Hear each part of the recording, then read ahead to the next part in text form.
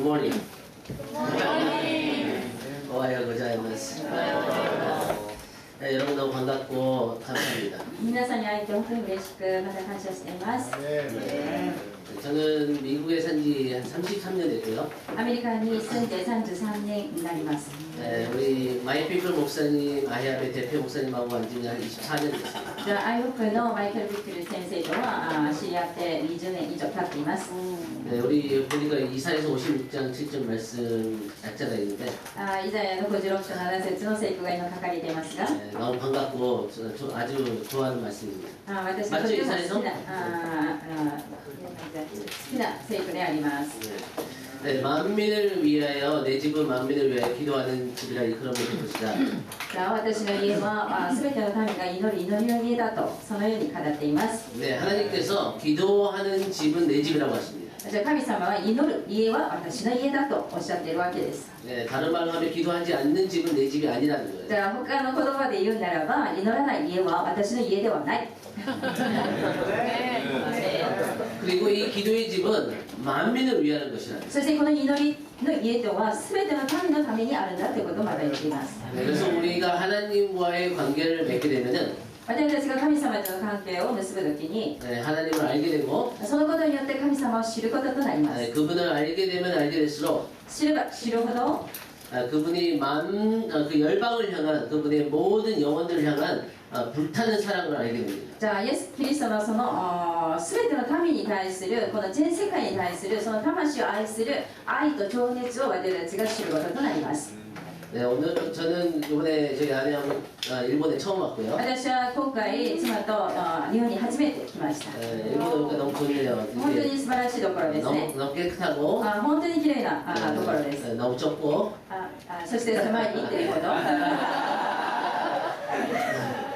우리 먼저 이 계시록 노트를 번역하시느라 수고하신 분들 한번 손 들어보세요. じゃあこの黙示録のテキストのために翻訳に力を入れた方で挙げてください。 네, 몇 분도 계시는 것 같은데. 何人かいらっしゃると聞いてますが、 네, 수고 많았습니다. 너무 감사합니다. いろんな教会の人5、6人で。 다른 교회 아, 5, 6명 네, 네, 네, 너무 감사하고 수고하셨습니다. 本当に感謝しています。そして本当に、ご苦労様です。 저희 IM에서도 이 마이피플 목사님이 노트를 너무 잘 많이 만드셔서 アイホップでもマイク・ビック先生はこのテキストっていうのは優れておりまして、 그 번역하느라고 항상 고생하고 있습니다. その毎回出るそのことに資料に対して翻訳するのにすごい大変な思いをしていました。 여기 오기 전에 제가 그 한국의 기도의 집 박부정 목사님 교회에서 계시록 강의를 하고 왔습니다. で私がここに来る前には韓国のパク・ホジョン先生のその祈りの家で、この黙示録の講義をして、きました。 거기서 18시간 강의했어요. 18時間講義をしました。 통역 없이. 通訳なし、もちろん。 근데 오늘 보니까 저희가 그 통역 시간까지 합해서 한 14시간 정도 있는 것 같아요. そして講義全体の時間が通訳も含めて14時間ぐらいあると聞きましたので、 그럼 제가 강의할 수 있는 시간은 한 7시간 되겠죠? そうすると私の時間というのは7時間ぐらいあるってことです。 무슨 말이냐면은 우리가 이 노트를 다 커버할 수 없다는 じ 거죠. ゃあ私が言いたいのはこのテキスト全部を教えることはできませんってことです。 그러나 이 노트는 중요합니다. しかしこのノートっていうのはとっても重要ですので、 제가 중요한 핵심적인 부분 이렇게 강의를 하고 じゃあ重要な部分だけ核心となるところだけを講義をします。 목요일이나 금요일날 우리 인폼 미팅, 아시아 인폼 미팅 있을 때 계시록에 대한 그 엔타임에 대한 질문도 하셔도 좋습니다. じゃあ木曜日か金曜日かにそのアイホップのインフォのそのミーティングがありますね。その時黙示録やそのエンドタイムに対しての質問を受けます。 그래서 여러분이 강의를 들으시다가 이해가 안 가거나 이것이 성경에 어디 있나 그런 게 있으면 적어 놓으세요. じゃあ講義を聞く間、この理解できないことや疑問があるとき、聖書にはどこにそれがあるのかっていうふうなことがありましたら、メモをしておいてください。 네, 이 강의는 우리 IM에 있는 마이피클 목사님의 노트를 기초로 한 것입니다. じゃあこのテキストはそのアイホップのマイケル・ビック先生のテキストを元にしています。 네, 아까 우리 강조한 것처럼 계시록은 너무 어려운 책이기 때문에 じゃあ黙示録っていう聖書は本当に難しい本でありますので、 이 계시록을 해석하는 다 여러 가지 해석이 있습니다. じゃあこの黙示録の解釈にはいろんな方法のものがあります。 그러나 제가 여러분에게 하고 싶은 얘기는 しかし私が皆さんに言いたいことは 어떤 그 해석이나 내가 배운 신학이나 나의 배경이 중요한 게 아니라 この解釈やその神学の自分の背景そういう学んだものが重要なのではなく 성경에서 얘기하는 계시록을 배우길 원합니다. じゃあ聖書に、聖書が語っている黙示録を学んでほしいのです 그래서 여러분들이 제 강의를 들으면서 だから皆さんがこの講義を聞きながら 이것이 진짜 성경적인가? 성경에서 이렇게 얘기하고 있나? この今の講義の内容が聖書的であるのか聖書が語っているものなのかどうか 네, 베레아 사람처럼 이 성경에 비추어 봐서 열심히 우리가 성경을 공부하는 자세가 되기를 원합니다. ベレアのその人々と同じようにその一生懸命この聖書を吟味するっていう学ぶっていう姿勢が必要であります 그래서 제가 가르치는 것이 여러분이 두 눈으로 보기에 성경에서 안 나온다면은 じゃあ皆さんの目で見てこれ私が教える内容が聖書に出てないと思うならば 그럼 절대 받아들이시면 안 じ 됩니다. ゃあそういう時には絶対にそれを受け取ってはいけないでしょ 그러나 반대로 얘기하는 것이 성경에 う 나온다면은 しかし反対にその内容は聖書に根拠があるならば 여러분이 배운 거와 다를 수도 있고 皆さんが知っている内容と違う場合もあるでしょうし 여러분이 알고 있는 거하고 다를 수도 있고 皆さんが知っているものと本当に反対のものもあるかもしれません 어떤 부분에서는 굉장히 충격적인 얘기들도 있을 겁니다. ある内容によれば、皆さんがショックを受けるような内容もあるかもしれません 그러나 만약 이것이 성경에서 얘기하고 じ 있다면은 ゃあそのような内容であってもこの内容が聖書に根拠を置くものであるならば 그렇다면 그것을 받아들여야 합니다. それは皆さんが受け取らなければなりません アメン 네. 네, 우리 그 계시록은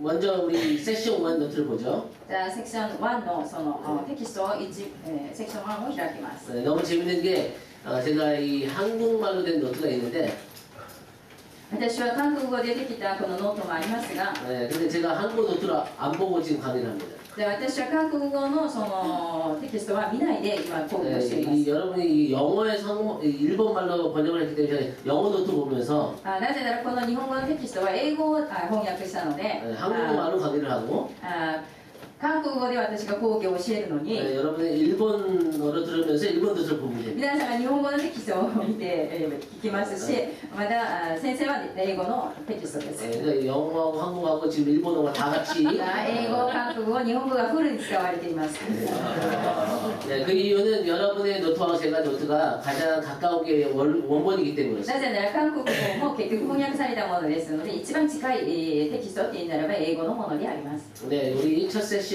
노트 로마 번호 1번 じゃあセクション1の1番 네, 이 계시록은 예수 그리스도의 마지막 때에 대한 그 전투 계획서입니다.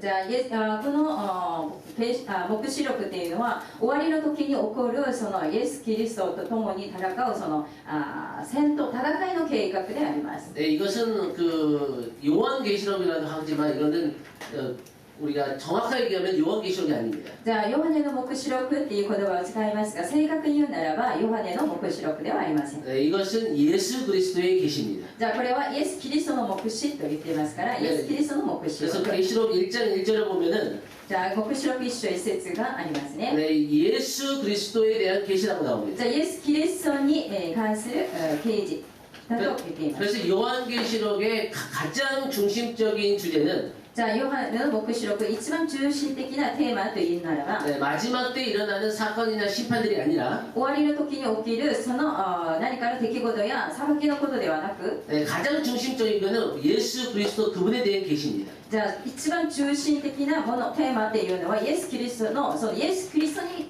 そのものの啓示を書いたもの 네, 다른 말로 하면 이것은 그분에 대한 스토리예요. 히스토리입니다. じゃあこれはイエス・キリストのヒストリーとなります 네, 영어의 히스토리는 his story예요. じゃあ英語歴史っていうヒストリーという言葉は his story っていう言葉が一緒になった言葉ですね 이것은 예수 그리스도에 대한 스토리입니다. だからこれはイエス・キリストに関するストーリーであります 그렇기 때문에 우리가 계시록을 볼 때 사건이나 어떤 그 나타나는 그 징조에 대해서 우리가 알아야 되지만 그것이 가장 중요한 것이 아니에요. 黙示録に出てくるこの事件、出来事や、そして裁きに対して私たち知る必要がありますが、でもそれが中心テーマだということではありません。 우리가 계시록을 제대로 본다면은 私たちが黙示録を正しく読むならば、 우리 안에 예수 그리스도를 더 알고 싶어하는 소원이 일어나게 돼 있습니다. 私たちはもっとイエス・キリストに対して知りたいという願いが生まれるはずです。 우리가 그분의 마음에 대해서 더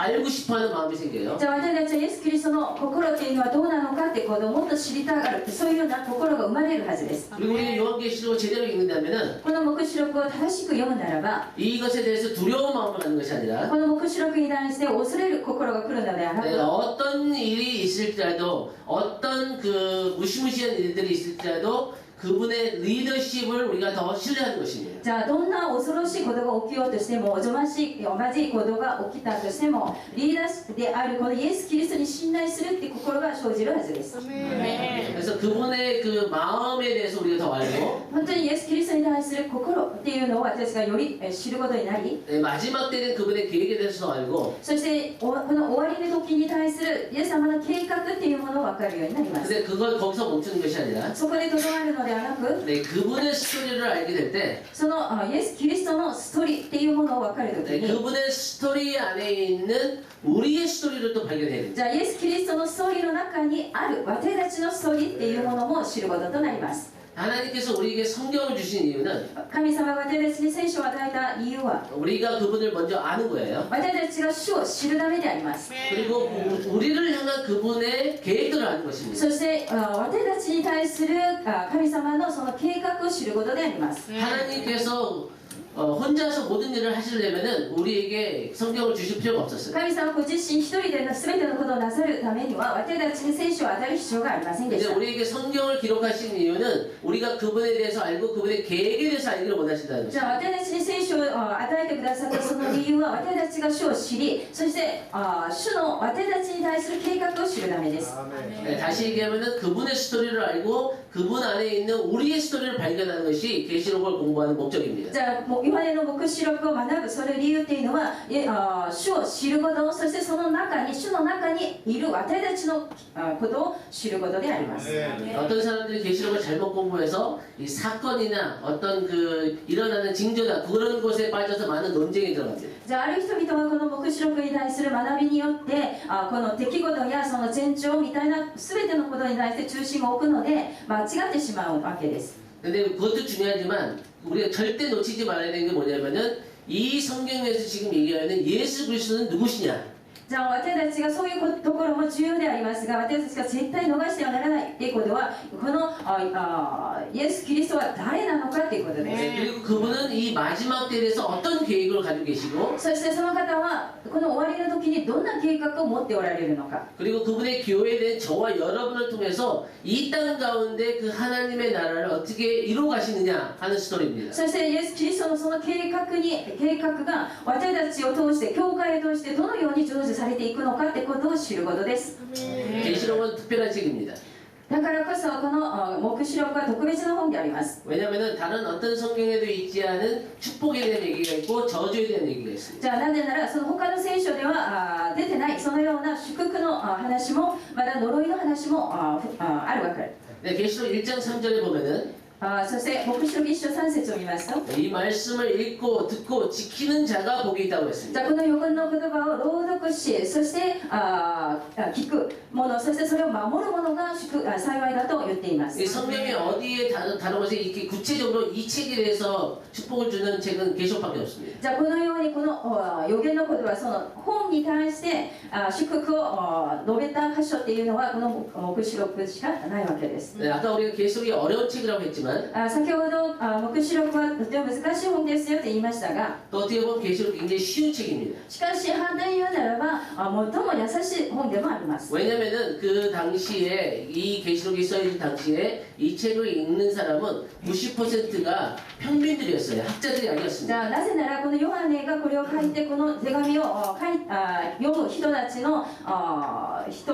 ていうのは 90% 以上が普通の人だったわけです。 만약에 신학 박사 어떤 그 신학교를 공부하는 사람들만 이것을 이해할 수 있다면은 じゃあ神学を学んだ者たちや博士たちだけがこの黙示録を理解できるものであるならば 그 1세기에 이 계시록을 받았던 사람들은 해당되지 않는 말입니다. そうするならば1世紀にはそのような人たちはこういうこのヨハネの黙示録を受けることができなかったわけですから 근데 그거 말이 안 되는 거죠. 하나님께서 이 특별한 축복을 그 1%도 안 되는 학자들, 박사들에게만 약속하는 것이 아니라는 거죠. じゃあこの黙示録に言っているこの特別な祝福っていうのを1% にしかないそのような博士や神学者たちに与えようとするわけがないと思います。 하나님은 이 책을 읽는 모든 사람이 이 축복을 받기를 원하십니다. じゃあ神様はこの本を読むすべての人が祝福に入るってことを望んでおられます。 그래서 계시록은 우리가 성경을 있는 그대로 받아들이면은 90%는 우리가 쉽게 이해할 수 있는 책입니다.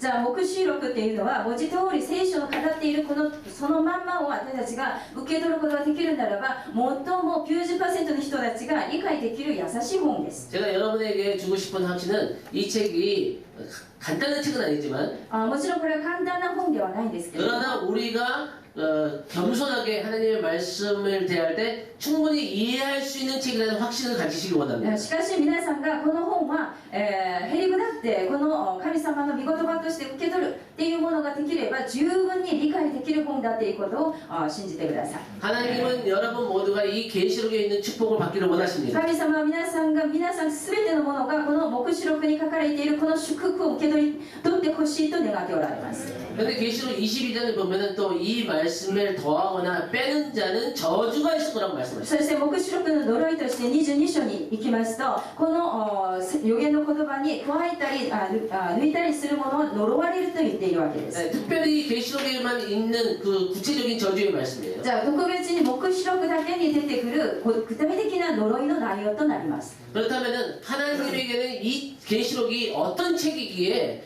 하나님은 이렇게 구체적인 축복과 저주에 대해서 강조하실까요? じゃあこの黙示録っていう本は神様にとってどんなに特別な本であってその黙示録だけに出てくる具体的な祝福具体的な呪いを載せるようなそのスペシャルなものでしょうかっていうことです。 하나님 아버지에게는 이것이 특별한 책이라는 것입니다. じゃあこれは父なる神様にとってはとんでもなく特別な本だということです。 그 아들 예수 그리스도를 향한 하나님의 구체적인 계획이 적혀 있는 책이에요. じゃあ父なる神様が御子イエス・キリストに対する具体的な計画を書いている本がこの黙示録になります。 그 하나님의 아들 예수 그리스도를 통해서 이 땅 가운데 하나님의 구속의 역사를 완성시키는 책입니다. じゃあ神様がこの地上においての贖いっていうものをイエス・キリストを通して最後完成させる内容が入っているからです。 여기 로마번호 1번에 보면은 이것은 예수 그리스도의 마지막 때에 대한 전투 계획이다. じゃあ終わりの時のそのイエス・キリストの戦いの計画だというふうに説明していますが 네, 이 전투 계획은 예수 그리스도와 교회가 함께 이루는 것입니다. じゃあこの戦いの計画というのはイエス・キリストと共に教会と一緒にこれはなす計画であります。 하나님은 하늘에서는 그분이 모든 주권을 가지고 계십니다. 天においては全ての主権っていうものは神様が持っておられます。 그러나 이 땅에서는 하나님의 뜻을 이루기 위해서는 하나님의 사람들을 통해서 역사하세요. しかしこの地上で神の御心を成し遂げるためには神の人っていう人々が必要となります。 하나님의 교회를 통해서 역사하십니다. 神様の教会を通して成していくことです。 그래서 이 땅 가운데 가장 중요한 사람들은 하나님의 교회이고 하나님의 사람들이에요. だからこの地上に生きている人々の中で一番スペシャルな人たちというのは神様の人々でありまた神様の教会であります。 왜냐하면 하나님의 교회와 하나님의 사람들이 없으면 이 땅 가운데 하나님의 역사가 일어나지 않기 때문입니다. なぜなら神様の教会また神様の人々がなければこの地上において神様の働きっていうことは起こらないからです。 그래서 교회가 해야 될 가장 중요한 일은 그 많은 사역들 가운데 하나님의 사람들을 다음 세에 하나님의 사람들을 키우는 것이에요. じゃあだからこそ教会の一番重要な働きの一つっていうのがこの神様の人々を育てる次の世代をまだ育てるっていう働きにあります。 그래서 여러분들이 여러분들이 한 2달이라는 시간을 돈과 시간을 많이 들여서 이렇게 하나님의 뜻과 하나님의 말씀을 배우는 것은 절대 가치 있는 일입니다. だからこそ皆さんが2ヶ月間の間その時間とお金をかけてこの上に学ぶっていうことは神様の御心においてとっても重要なことであります。 여러분들에게 하나님께서 어떤 얼마 만에 재정을 많이 주시는지 적게 주신다면은 어떤 재정들을 하나님께서 축복해 주신다면 じゃあ皆さんに神様がその経済の祝福をくださるならば 우리가 할 수 있는 많은 일들이 있지만 그 중에서 가장 가치 있는 일은 하나님의 사람들을 키우는데 우리가 투자하는 거예요. じゃあ皆さんがそのお金を持ってたくさんの良いことができるでしょう。しかし一番重要なことは神様の人々を育てるそのことにそのお金が使われるべきです。 아멘. 하나님의 계획도 하나님의 뜻도 이 땅 가운데 하나님의 사람들을 통해서 일어나듯이 じゃあ神様の計画また神様の御心っていうのはこの地上にいる神様の人々を通して、成就していくのと同じように 어두움의 사역과 어두움의 뜻도 사람들을 통해서 이 땅 가운데 こ 나타납니다. の暗闇のその心暗闇のその計画というのも人々を通して、成していきます。 그래서 이 사람들의 영혼 가운데 이 생각 가운데 빛과 어두움의 싸움이 있는 거예요. だからこそ私たちの魂霊の中にその暗闇とそして光の戦いが起こっているわけです。 네, 그래서 이 영적 전쟁이 가장 먼저 일어나는 것이 사람들의 생각이 있는 곳입니다. じゃあこの霊的戦いがまず先に起こるところっていうのが人々の考えの中で起こるわけです。 그래서 성경에서는 이 생각을 사로잡아서 예수 그리스도에게 순종하라고 합니다. 이 무릎 꿇게 하라고 그랬어요. じゃあ聖書が語っています。あなたたちのその考え思いをイエス・キリストの前に服従させなさいと下ろしなさいと言っています。 그래서 여러분들이 아시겠죠? 우리가 생각하는 것에부터 모든 그 행동들이 나옵니다. だから皆さんも知っている通り皆さんの考えから全ての行動は起こってきます。 네, 우리의 생각이 우리의 선택에 영향을 주고 じゃあ私たちの考えというのは何かの行動の選択に影響を与えます。 우리의 선택이 우리의 행동에 영향을 주고 そしてその選択っていうものは行動するってことに 우리의 影響を与えます。 행동이 반복하게 되면 그것이 역사를 이루어가는 そ 거예요. してその行動が繰り返されることによって大きなこと歴史を作ってしまうわけです。 여기 보면은 예수 그리스도의 그 마지막 때에 대한 전투 계획인데 じゃあこれは終わりの時代のそのイエスの戦いの計画でありますが 이것을 예수님이 혼자서 이루어가시는 것이 아니라 このことはイエス様を一人で成していくことではなく 그분의 교회 되신 저와 여러분을 통해서 이루어가는 것을 믿으시기 바랍니다. じゃあそのイエス様の教会である私と皆さんを通してこの計画は成していきます。 아멘. 하나님은 마지막 때 그리스도의 신부된 예수 그리스도와 친밀감 가운데 깊은 동역 가운데 예수님의 계획 가운데 있는 그 신부들을 준비하고 じ 계십니다. ゃあイエス様はこの終わりの時に神様とイエス様と親密な関係を持ってそして一緒に働いていけるそのような人々を育てまた準備していっているわけです。 아멘. 네, B번을 봅니다. B です。テキストの B。 네, 이 계시록의 주제는 예수 그리스도에 대한 계시와 じゃあこの黙示録にある神のそのテーマ重要なテーマっていうのはイエス・キリストに関するその啓示ですね。 이 예수 그리스도가 왕으로서 다시 돌아오시는 것입니다. そしてこのイエス・キリストが王として私たちのところに再び来られるということを言っています。 여러분 잘 보세요. 자, 요거 밑에 그려요. 예수 그리스도께서 돌아오세요. じゃあイエス・キリストが帰って来られます。 예수 그리스도께서 다시 오심을 믿으십니까? じゃあイエス様が再び来られることを信じていますか？ 근데 예수님이 왜 오실까요? じゃあなぜイエス様が来られるんですか？ 이 땅을 다스리는 왕으로 오십니다. じゃあその時はこの地上を統治するその王として来られます。 네, 여러분 잘 들으세요. 이것이 중요한 첫 번째 포인트예요. 오늘 자, 강의의 가장 중요한 부분이 이 부분입니다. 皆さんよく聞いてください。今から話すことがこの今日の講義の中で一番重要な初めてのポイントになりますので。 예수님이 이 땅 가운데 열방을 다스리는 왕으로 오신다는 것이 계시록의 메시지입니다. じゃあ黙示録のメッセージの中心ポイントというのはイエス様がこの全世界の王として統治する王として来られるんだということが重要なメッセージであります。 네, 많은 크리스천들은 그 예수님의 재림에 대해서 이렇게 배웠습니다. 多くの記者たちはイエス様の再臨に対してこう学んでいま 네, す。 십자가 사건이 있고 十字架の出来事がありました。 예수님께서 승천하셔서 이제 하늘나라 가셨죠. そしてイエス様が昇天なさり神 그리고 の国に行きました。 그리고 어느 날 다시 재림하신다는 거예요. そしてある日再りなさると。 네, 그 다음에 이 성도들이 휴거를 해서 공중에서 만남이 있죠. その時にその地上にいる生徒らが敬挙され、この空中でイエス様と会うということが起こります。 예수님이 수많은 천사와 모든 성도들이 구름을 타고 와서 우리가 휴거를 간다고 성경은 말씀하십니다. 聖書はその天軍天使たちを大勢の天軍天使を携えて生徒らと共に私たちを迎えに来るんだと言っていますね。 네, 그런데 우리가 배운 거는 뭐냐면은 공중에서 만나서 우리는 같이 예수님과 같이 천국으로 다시 돌아간다는 거예요. それで私たちが学んだことはその空中でイエス様と会った私たちは再びこの天国のところに戻るんだっていうふうな学びわけです。 이렇게 배우신 분들 손 そ 들어. のように聞いている方、学んだ方手を挙げてください。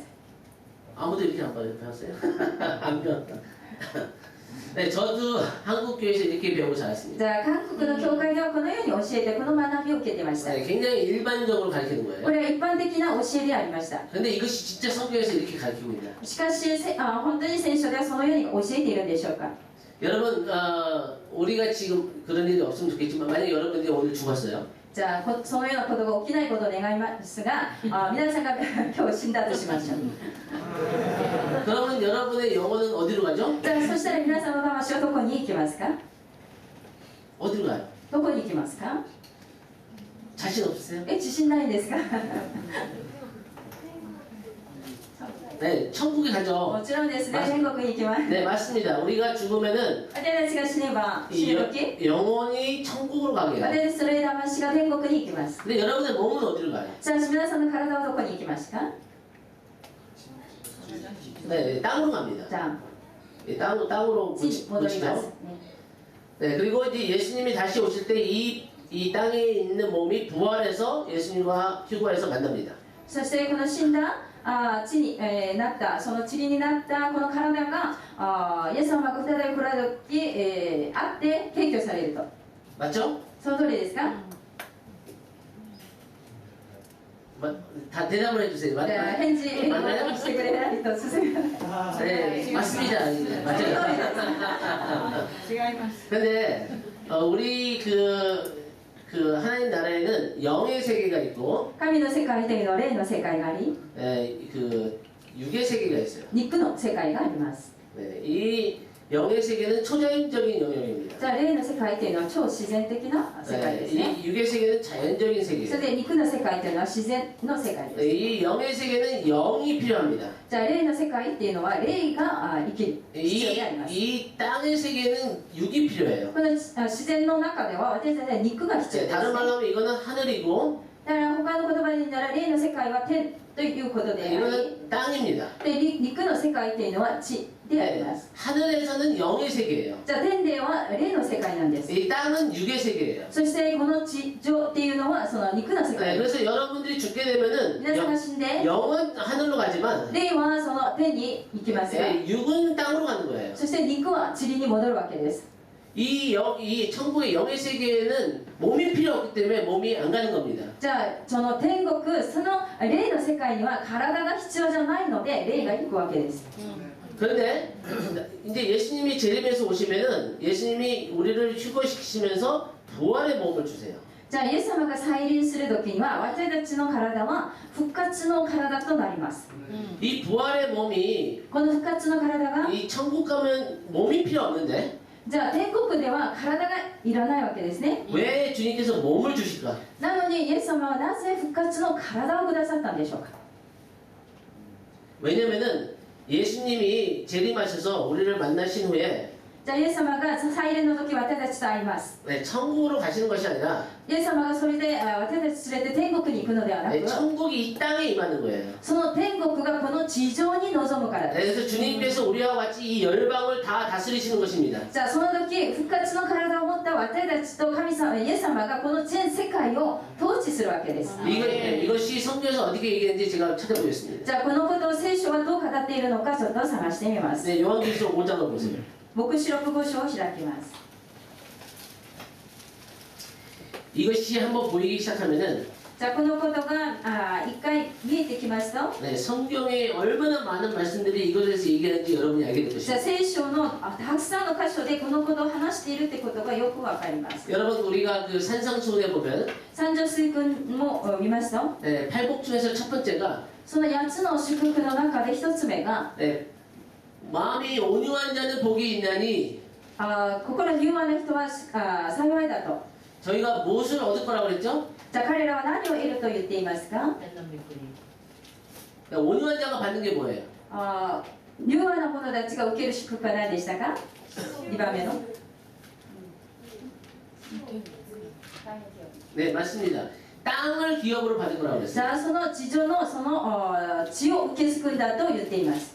저는 이 말씀이 잘 이해가 안 갔어요. 私はこの言葉がよくわからなかったんですが、 이 하나님 나라라고 하는데 왜 우리에게 땅을 기업으로 주실까? じゃあ神様の国に私たちは行くのになぜ私たちにこの地を受け継ぐんだというんだろうか。 근데 이게 풀리고 나니까 이해하기 시작했어요. しかしこのことが分かった後はその言葉を理解できたわけです。 제가 지금 이것을 얘기하는 이유는 이게 안 풀리면 계시록이 안 보입니다. じゃあこのように今のこのことが理解できないと黙示録が解かれないんです。 왜 예수님이 이 땅에 와서 전쟁을 하시는지, なぜイエス・キリストがこの地上に来て戦いをなさるのか、 왜 이 땅에 있는 악한 왕들을 다 옮기시는지, そしてこの地上にあるその悪しき王たちを全部神様が滅ぼすのか、 그리고 왜 우리를 왕 같은 제사장으로 부르셨다는 말씀을 하시는지, なぜイエス様は私たちを王である祭司だとそのように呼んでくださるのか。 네, 계시록 5장. じゃあ黙示録5章を開きます。 네, 제가 읽습니다. 5장 1절. じゃあ5章1節 네, 내가 보면 보좌에 앉으시니, 한번 읽어보세요. 1절부터 1節から 4절까지. 4節まで一緒に読みます。はい、また私は御座に座っておられる方の右の手に巻物があるのを見た。それは内側にも外側にも文字が書き記され、7つの封印で封じられていた。また私は一人の強い御使いが大声で広めて巻物を開いて、封印を解くのにふさわしいものは誰かと言っているのを見た。しかし天にも地にも地の下にも誰一人その巻物を開くことができるものはなく、見ることのできるものもいなかった。巻物を開くのにも見るのにもふさわしいものが誰も見つからなかったので、私は激しく泣いていた。アーメン。 자, 보세요. 계시록 1장은 예수 그리스도에 대한 그 모습을 설명하는 그 24가지의 묘사가 나옵니다. じゃあ黙示録1章にはイエス・キリストがどんな方なのかということを描写するその24個のその内容が出てきます。 네, 계시록 2장, 3장은 이 마지막 때 예수님과 동역할 교회의 모습에 대해서 나옵니다. そして2章に行きますと、この終わりの時にイエス様と共に働くこのその教会の姿が見えてきます。 그리고 계시록 4장은 창조주 되신 하나님 아버지에 대한 아름다움의 계시입니다. そして4章というのは創造主である天の父のその麗しい姿というものが表現されています。 네, 계시록 5장은 그 어린 양 예수 그리스도의 아름다운 모습에 대한 계시예요. そして黙示録5章というのは子羊のそのイエス・キリストの麗しい姿というのを描写しています。 그리고 계시록 6장에서부터 18장까지는 이 땅에 있는 악한 왕들을 심판하시는 하나님의 인심판과 나팔심판과 대전심판에 대한 내용입니다. じゃあ6章から18章まではその地上にある悪い、その暗闇の王たちっていうものを滅ぼすための裁きですね。それが封印のまたラッパのそして、蜂のその裁きに対して説明しています。 네, 계시록 6장에서 하나님의 심판이 풀어지기 전에 지금 5장의 내용이 나오는 거예요. そして黙示録6章からの神様のその裁きっていうものが解き放たれるその前に、5章が出てくるわけです。 이 5장에서 하나님 아버지로부터 예수 그리스도가 이 악한 왕들을 물리치는 그 전투 계획서 두루마리를 받습니다. じゃあこの5章の箇所で6章からのその悪しき王たちとの戦い戦闘に対する計画が書かれている巻物を父からイエス・キリストが受け取ります。 근데 5장 4절에 보니까 이 사도 요한이 엉엉 크게 웁니다. じゃあこの4節では5章4節で使徒ヨハネが激しく泣いたと説明しています。 왜 이 사도 요한이 이렇게 크게 울까요? じゃあなんでこんなに大きく激しくヨハネは泣いたんでしょうか。 뭐 때문에 이 사도 요한이 이렇게 슬퍼할까요? じゃあ何の理由でこのように悲しんだんでしょうか。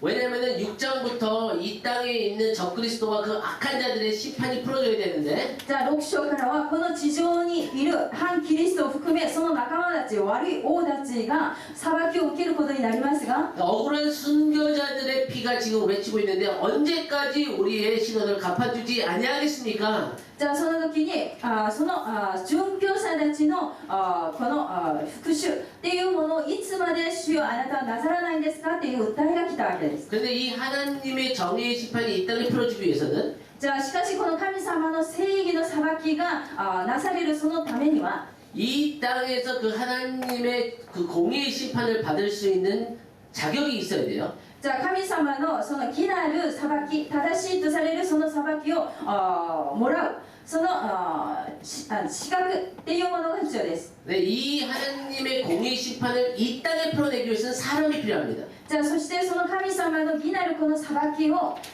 の地上でなすためには人が必要です。 아까 얘기했듯이 이 땅 가운데 하나님의 계획이 풀어지는 곳에는 항상 사람을 통해서 하나님이 역사를 하세요. じゃあ先ほど言ったようにこの地において神の御心が解き放たれるためには必ず神の人っていうのが必要となります。 하나님의 역사는 이 땅에서는 하나님의 사람이 없이는 불가능합니다. じゃあ神様の働きっていうのはこの地上においては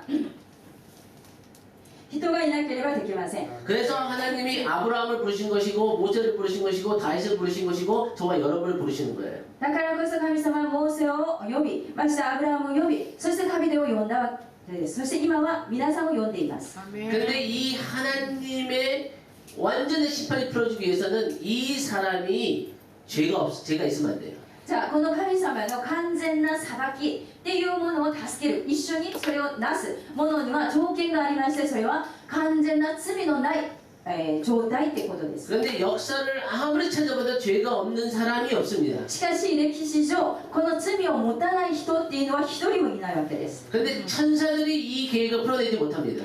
しかしその天使たちもこの計画をなすことはできないわけ 네, です。 사람이어야 돼요. これはこの人間である必要があるわけです。 근데 죄가 없어야 돼요. そして条件が罪がないっていう条件です。 그 사람이 없으면 죄가 없으면서 사람인 사람이 없으면 이 하나님의 공의의 심판이 이 땅에 못 풀려납니다. じゃあ罪がなくそして人間であるというこの条件がないならばその神様の義なる裁きがなされないわけです。 하나님의 공의가 이 땅에 안 풀리는 것은 적그리스도와 악한 자들이 계속해서 그 악을 행하는 것이에요. じゃあ神様の義なる裁きがまだできてないっていうことはその反キリストとその暗闇のその力たちが続けてことをなすってことになります。 그리고 이 땅에 있는 의인들과 성도들은 계속 그 악한 슬픔 가운데 있다는 거죠. そしてそれが神の義がまだ来てないのでこの裁きができないので悲しこの地上の生徒らは神の人々は泣いているってことです。 그래서 이 적그리스도를 향한 하나님의 공의 심판이 풀리지 않는 것을 보며 이 사도 요한이 크게 우는 거예요. じゃあこの反キリストや悪いこの王たちに対して神の正義のその裁きがなされないのでそのことに対して泣いて悲しんでいるわけです。 근데 오전에 보니까 しかし5節を見ますと 장로 중 한 사람이 울지 말라고 합니다. じゃあ長老の一人が泣かないようにと言っています。 왜냐하면 유다 지파의 다윗의 뿌리가 이겼다고 합니다. じゃあなぜならユダ族から出た獅子ダビデの根が勝利を得たので 그래서 이분이 이 두루마리에 있는 하나님의 인을 떼신다고 했어요. じゃあこの方がこの巻物の中にあるその封印を解くことができると。 그런데 6절에 보니까 이분의 모습이 이 죽임을 당한 어린 양 같은 で 모습이었습니다. 6節にはこの方が葬られたその子羊の姿だと言っています。 그래서 7절에 이 어린 양이 그 두루마리를 아버지에게서부터 보좌에 앉으신 아버지에게서부터 취하십니다. で7節にはこの子羊がその御座におられる父からこの巻物を受け取ります。 할렐루야.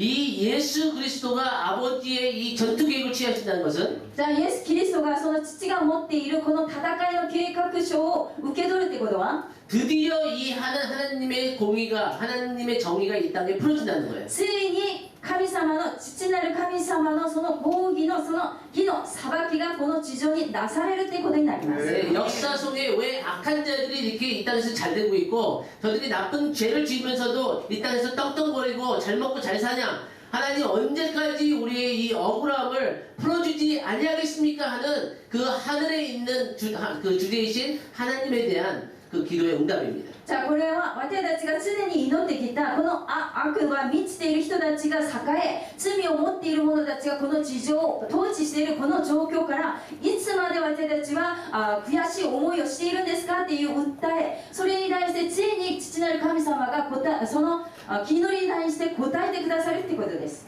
근데 8절에 보니까 이 어린 양이 두루마리를 취하실 때 또 일어나는 일이 뭐냐면은 성도들의 기도가 이 하늘로 올라오고 있습니다. そして8節ではこの計画がなされる時私たち地上での生徒たちの祈りが天に昇るんだと説明しています。 하나님 아버지의 공의를 예수 그리스도께서 풀어내시는데 じゃあ父なる神様のその裁きの戦いの計画をイエス・キリストを通して出していきますが 이 예수 그리스도는 이 땅에 있는 그의 성도들, 교회들을 통해서 이 정의를 풀어내십니다. そしてイエス・キリストはこの神様から受け取った計画をこの地上にある教会と生徒らを通してこれをなしていくんです。 근데 이 교회가 이 땅 가운데 하나님의 정의를 어떻게 풀어내냐면 じゃあこの地上の教会はその神様の計画をどのように解き放つかというと 우리가 예수 그리스도의 이름으로 하나님께 올려드리는 하나님의 공의의 심판, 하나님의 나라가 이 땅에 임하기를 원하고 하나님의 뜻이 이 땅 가운데 이루기를 원한다는 부르짖는 기도가 차이는 것입니다. じゃあ私たち教会がこの地上において神様の御心がこの地上でなされますようにとあなたの義なる裁きがなされますよという切なる祈りを捧げるそのことによって解き放っていきます。 하나님께서 지금 이 시간에 여기 역사 가운데 그 온 세계의 24시간 기도 운동을 일으키시는 이유 중에 하나는 じゃあこの全世界において今神様が全世界において24時間祈りの家を建てておられるその計画の本当の目的っていうのは 네, 점점 그 마지막 때가 가까울수록 악한 것과 어두운 것은 증가할 것입니다. なぜならこの終わりの時が近づけば近づくほどこの悪しきものっていうことと暗闇というのはもっと浄化していくからです。 네, 불의하고 억울한 일들이 점점점 많아질 거라는 거예요. じゃあ不義なことそして私たちが悔しがるようなそのようなことがどんどん増えていきますよということです。 근데 이때 이 땅 가운데 하나님의 정의를 풀어내는 열쇠는 しかしそのような地において神様の正義っていうものを解き放つっていうことは 이 공의로운 하나님 아버지께 부르짖는 성도들의 기도라는 것입니다. それはその木なる裁き主神様にその裁きを求める祈りを切なる叫びを持って祈っている私たち生徒らの祈りだということです。 그래서 예수님께서는 누가복음 18장에서 이렇게 설명하세요. イエス様はルカの18章でこう説明しています。 누가복음 18장 1절에 보니까 예수님이 낙심하지 말고 항상 기도할 것을 비유로 말씀하시되 じゃあルカの18章1節でイエス様があなたたちが失望しないで絶えず祈り続けなさいと 네, 어떤 마을에 그 억울한 과부가 있었습니다. ある町にそのヤモメがいました。 그 무슨 일을 당했는지 모르지만 억울한 일을 당했어요. でどれもどんな内容かは分かりませんがとても悔しい思いがあったわけです。 근데 그 동네에 재판관이 하나가 있었는데 その町に裁判官がいました。 근데 이 재판관은 불의한 じ 사람이었습니다. ゃあこの裁判官のことを不義の裁判官だと言っています。 하나님을 두려워하지도 않고 사람에 대해서도 그렇게 마음이 없는 사람이었어요. じゃあ神様を恐れることもしませんし人々に対して心を持ってない裁判官でした。 그래서 이 힘없는 과부가 당하는 이 억울한 일에 대해서 관심이 없었어요. じゃあなのでこの裁判官はヤモメが受けたその悔しいことに対しては関心がなかったわけです。 그런데 이 과부가 포기하지 않고 계속해서 이 재판관에 와서 나의 억울함을 들어달라고 끊임없이 그 호소를 합니다. じゃあしかしこのヤモメは諦めずその裁判官が聞いてくれるまで続けて訴えかけたわけです。 그랬더니 이 재판관이 내가 하나님을 두려워하지도 않고 じゃあしかしこの裁判官はそう私は神様を恐れない 사람에 대해서 상관도 안 하지만 人々に対して心を持ってないが 내가 이 과부의 그 청을 들어주지 않으면은 이 여자가 나를 계속 귀찮게 한다. じゃあ私がこのヤモメのこの女の話を聞いてあげなかったらずっと私を苦しめるだろうと 그래서 그 과부의 억울함을 들어줬다고 そ 했습니다. のことによってなのでこのヤモメのその訴えを聞いてあげました。 근데 누가복음 18장 7절에 보면은 しかしルカの18章7節を見ますと 예수님께서 뭐라고 그러시냐면은 イエス様が何とおっしゃるかというと 이 과부의 청을 들어줬는데 하물며 하늘에 계신 너의 아버지께서 밤낮 부르짖는 너의 기도에 대해서 원한을 갚아주지 아니하시겠느냐 じ 하십니다. ゃあこのようなやもめのその訴えに対しても不義の裁判官さえも聞いてあげるのに、昼も夜も切なる思いを持って叫ぶあなた方の祈りを天の父が聞いてあげるはずがないでしょあげないはずがないでしょって言っています。 무슨 말이냐면 여러분이 포기하지 않고 지치지 않고 계속해서 밤낮으로 하나님께 이 일번당에 대한 니가타에 대한 하나님의 정의를 위해서 부르짖으면 皆さんが夜も昼もたゆまず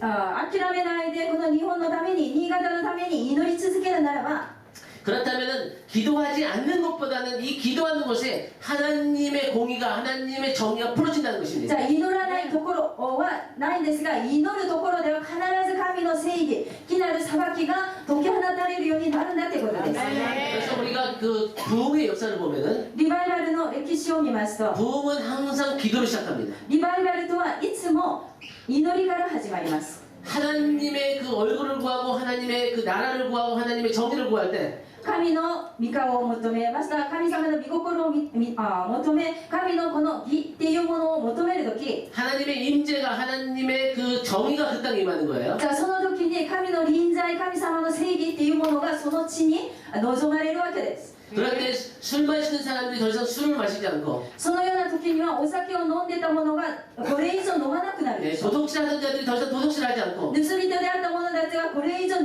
むことをしません。 이혼하고 깨지는 가정들이 회복되는 역사가 일어나는 そして 것입니다. 離婚し崩壊するそのような家族が回復するっていうことが起こります。 젊은 사람들이 한참 살아야 되는데 자살을 하는 것은 하나님의 정의가 아닙니다. じゃあ若い者たちが人生を生きるべきなのに自殺するということは神の御心ではありません。 그건 절대 하나님의 뜻이 아닙니다. それは本当に絶対に神の御心ではありません。 그것은 불의입니다. それは不義であります。 그래서 우리가 하나님께 부르짖을 때 젊은 사람들은 자살의 영이 떠나게 되는 것입니다. だからこそ私たちが神様に叫び祈る時に若者たちからは自殺の霊が離れていくのです。 대신 그들에게 거룩한 꿈과 소망이 임하게 되는 じゃあその 것입니다. 代わりに若者たちに聖なる夢またビジョンが望むことになります。 기도하는 교회는 절대 약하지 않습니다. 祈る教会は絶対に弱くありません。 하나님의 입장에서 볼 때는 이 땅 가운데 가장 중요한 것은 기도하는 교회입니다. 神様の立場から見た時にこの地上で一番重要なもの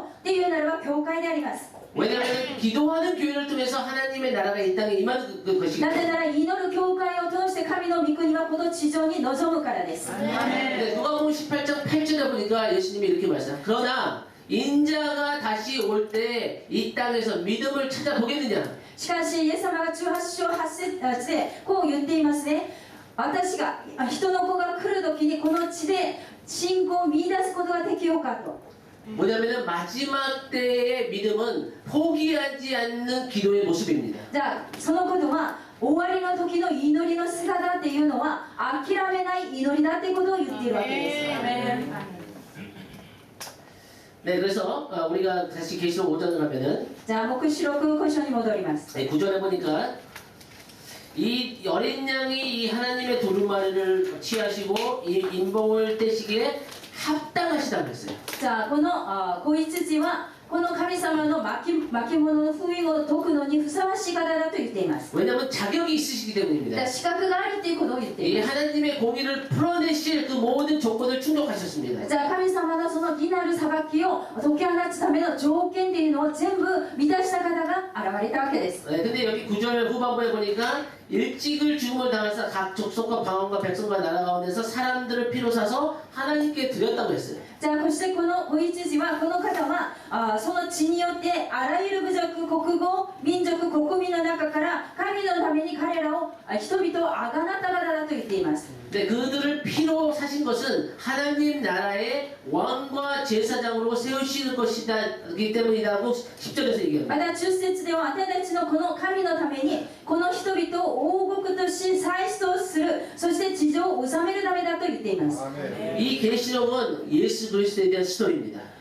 この黙示録はイエス・キリストのストーリーであります。 근데 이 예수 그리스도 스토리에는 저와 여러분의 스토리가 있어요. じゃあイエス・キリストのストーリーの中には私と皆さんのストーリーが入っているわけです。 왜냐하면 예수님은 이 땅을 다스리는데 저와 여러분과 함께 다스리기 원하십니다. なぜならイエス様はこの全世界を統治するときに皆さんと私と一緒に統治するっていうことが願いだからです。 이 계시록을 공부하면서 여러분들에게 제가 기도하는 것은 이런 계시가 임하기를 원해요. じゃあ私は皆さんにこの黙示録を教えながらこういうことを祈っています。 여러분들을 향한 하나님의 계획이 얼마나 놀라운 것을 아시기 바랍니다. 皆さんは皆さんに対する神様の計画がどれほど驚くものなのかってことを知ってほしいんです。 이 계시록을 통해서 여러분의 데스티니를 봐야 돼요. この黙示録を通して皆さんのデスティニーを見つける、見出すことが必要です。 이 땅에 하나님의 나라가 임하게 하는 나의 역할이 무엇이고 그 하나님 나라에서 나의 부르심의 소망이 무엇인지를 알아야 합니다. じゃあ皆さんが神様が地上で皆さんに対する皆さんの役割は何なのか、それで皆さんを通して成したいことは何なのかということを知る必要があります。 하나님이 여러분을 향한 그 부르심은 놀라운 じゃ 부르심입니다. あ皆さんを召したその召しっていうものはとても重要なことです。 높은 부르심입니다. そしてこれは高いレベルの召しであります。 이 땅을 예수님은 여러분과 함께 다스리러 오십니다. それはこの地上を皆さんと一緒に統治するために来られるからです。 이 소망이 우리 가운데 눈이 열려서 하나님 오는 하나님 나라에 대한 나의 부르심을 예수 그리스도 안에서 내가 보게 될 때 じゃあこのような神様のその皆さんに対する召しを通して見ようとする皆さんその希望願いを皆さんが目が開かれて見ることができるならば 그럴 때 우리 안에 큰 소망이 일어나야 됩니다. そのことによって私たちの心の中に大きな希望っていうのが生まれてきます。 제가 여러분에게 이 계시 하나님의 말씀을 가리키면서 여러분이를 향한 하나님의 데스티니를 알려주듯이 私がこの黙示録を通して皆さんに対する神様のデスティニーっていうものを教えてあげますが 언젠가 여러분들이 다른 이 스토리를 모르는 하나님의 사람들에게 이 스토리를 알려주게 될 것이에요. そして皆さんはまだ知らない人々にいつかは皆さんが受けたこのストーリーをその人たちにその神様のこのストーリーを教えてあげるってことが起こるでしょう。 10절 마지막 부분 보세요. 10節の最後のところ 우리 하나님 앞에서 우리를 나라와 제사장들 삼으셨는데 じゃあ神様の前に私たちを王でありまた祭司としてくださいました。 그들이 어디에서 왕노릇 한다고 했어요? じゃあ彼らはどこで王となるんだと言っていますか？ 어디서? どこで？ 땅에서 왕노릇 한다고 했어요. その通りで地上で治める王なんです。 아시겠어요? じゃあ分かりましたか？ 예수님은 다시 오셔서 우리를 하늘 어디로 데려가신 게 아니라 じゃあイエス様が私たちに迎えに来て天国のどこかに連れて行くのではなく 우주 어딘가에 있는 그 하늘나라 천국으로 가는 것이 아니라 宇宙のどこかにあるその天の御国っていうことのところに行くのではなく 이 땅에서 우리와 다시 오시는 것이에요. じゃあイエス様が再び来られるのはこの地上で私たちと共に治めるために来られるんだってことです。 언젠가는 여러분들 중에 어느 사람들이 그 하나님 나라에서 이 일본을 다스리게 될 거예요. じゃあ皆さんの中で誰かは神の国の中でこの日本を治める者たちとなるでしょう。 예수님은 이 땅에 있는 모든 것을 뒤집으러 오십니다. じゃあイエス様はこの地上をひっくり返すために来られるのです。 악한 자들, 하나님을 모르는 자들, 귀신을 우상 숭배하는 자들이 지금 이 땅을 다스리고 있어요. 今はこの地上は悪しき者たち、またそして神様を知らない者たち、空女崇拝をしている者たちが治めています。 그러나 그것은 잠깐입니다. しかしこれは一時的な瞬間的なことです。 영원한 하나님의 나라에 비하면 이건 잠깐이에요. じゃあ永遠の神の御国に比べるならば本当に小さな期間であります。 근데 하나님은 저와 여러분을 이 땅 가운데 왕으로 영원히 다스림으로 부르십니다. しかし神様はこの地上において皆さんと私をこの地上においての永遠な治める王として呼んでくださっています。 그래서 우리가 하나님의 나라의 소망을 품고 이 땅 가운데 의를 위해서 핍박을 받고 이 땅 가운데 예수 그리스도의 핍박을 받는 것은 영원한 하나님과 다스리는 그 영광에 비하면 아무것도 아닙니다. だからこそ私たちが天国にこの希望を置いて私たちが義なる義のために迫害を受けまたイエス・キリストによってのために迫害を受けるということはこのその栄光に比べれば本当に小さなことですっていうことです。 여러분들을 향한 하나님의 그 높으신 부르심을 여러분이 알기를 원합니다. 皆さんが本当に皆さんに対する神様様の高き飯っていうことに対して知ることを願います。 성령께서 여러분의 눈을 열어서 여러분을 향한 하나님의 데스티니를 보기를 원합니다. 聖霊様は皆さんの目を開かせて皆さんのデスティニーが見えるようにしてくださるように祈ります。 여러분 우리는 하나님께서 왕과 제사장을 부르신 사람들이에요. 私たちっていうものは神様が王としてまだ祭司として呼んでくださっているんです。 그래서 우리가 가볍게 쉽게 그 믿음을 타협하거나 흔들리면 안 됩니다. だからこそ私たちがこのことをあまりも軽く思い信仰の妥協してしまうようなことがないようにお願いします。 왜냐하면 하나님께서 마지막 때는 모든 흔들릴 수 있는 것을 흔들게 될 텐데 じゃあなぜなら終わりの時には神様がこの地上の全てのものを揺り動かすということをします。 그래서 여러분의 삶도 하나님께서 흔들 수 있는 것은 모든 흔들릴 수 있는 것을 흔들어 줄 거예요. だから皆さんの生活においても人生においても神様がこの揺り動かすことができるふるいにかけるということはあらゆる分野で起こるでしょう。 그래서 이 세상이 우리의 영원히 있을 곳이 아니라는 것을 알려주실 거예요. じゃあそのことによってこの世が私たちが永遠に生きる場所ではないということを教えてくださるでしょう。 반대로 우리의 소망은 다가올 하나님의 영원한 나라에 있는 것입니다. だから反対に私たちの希望っていうのは、これから来る神の御国永遠のその御国に置いているわけです。 이 하나님의 나라는 흔들리지 않는 나라입니다. じゃあ神様の国は揺るがない国であります。 이 하나님의 나라는 영원한 하나님의 そ 나라입니다. して神の御国は永遠の国であります。 그리고 이 하나님의 나라는 이 땅에 임하십니다. そしてその神の国はこの地上に臨むんです。 시편 2편을 보세요. じゃあ詩篇2編を開きます。 시편 2편을 보면은 하늘에 계신 하나님 아버지가 그 아들 예수 그리스도에게 약속하시는 그 유업이 나옵니다. じゃあこの2編は天の父がその御子イエス・キリストに約束したこの地においてのその相続する内容が書かれています。 6절을 보세요. 2편 6절. 2の6節 여기 보니까 하나님이 벌써 왕을 선택하셨습니다. じゃあこのことは神様が王を選びました。 이 땅에 하나님께서 세우신 왕은 예수 그리스도입니다. じゃあこの地に置いて立てるその神が立てる王はイエス・キリストです。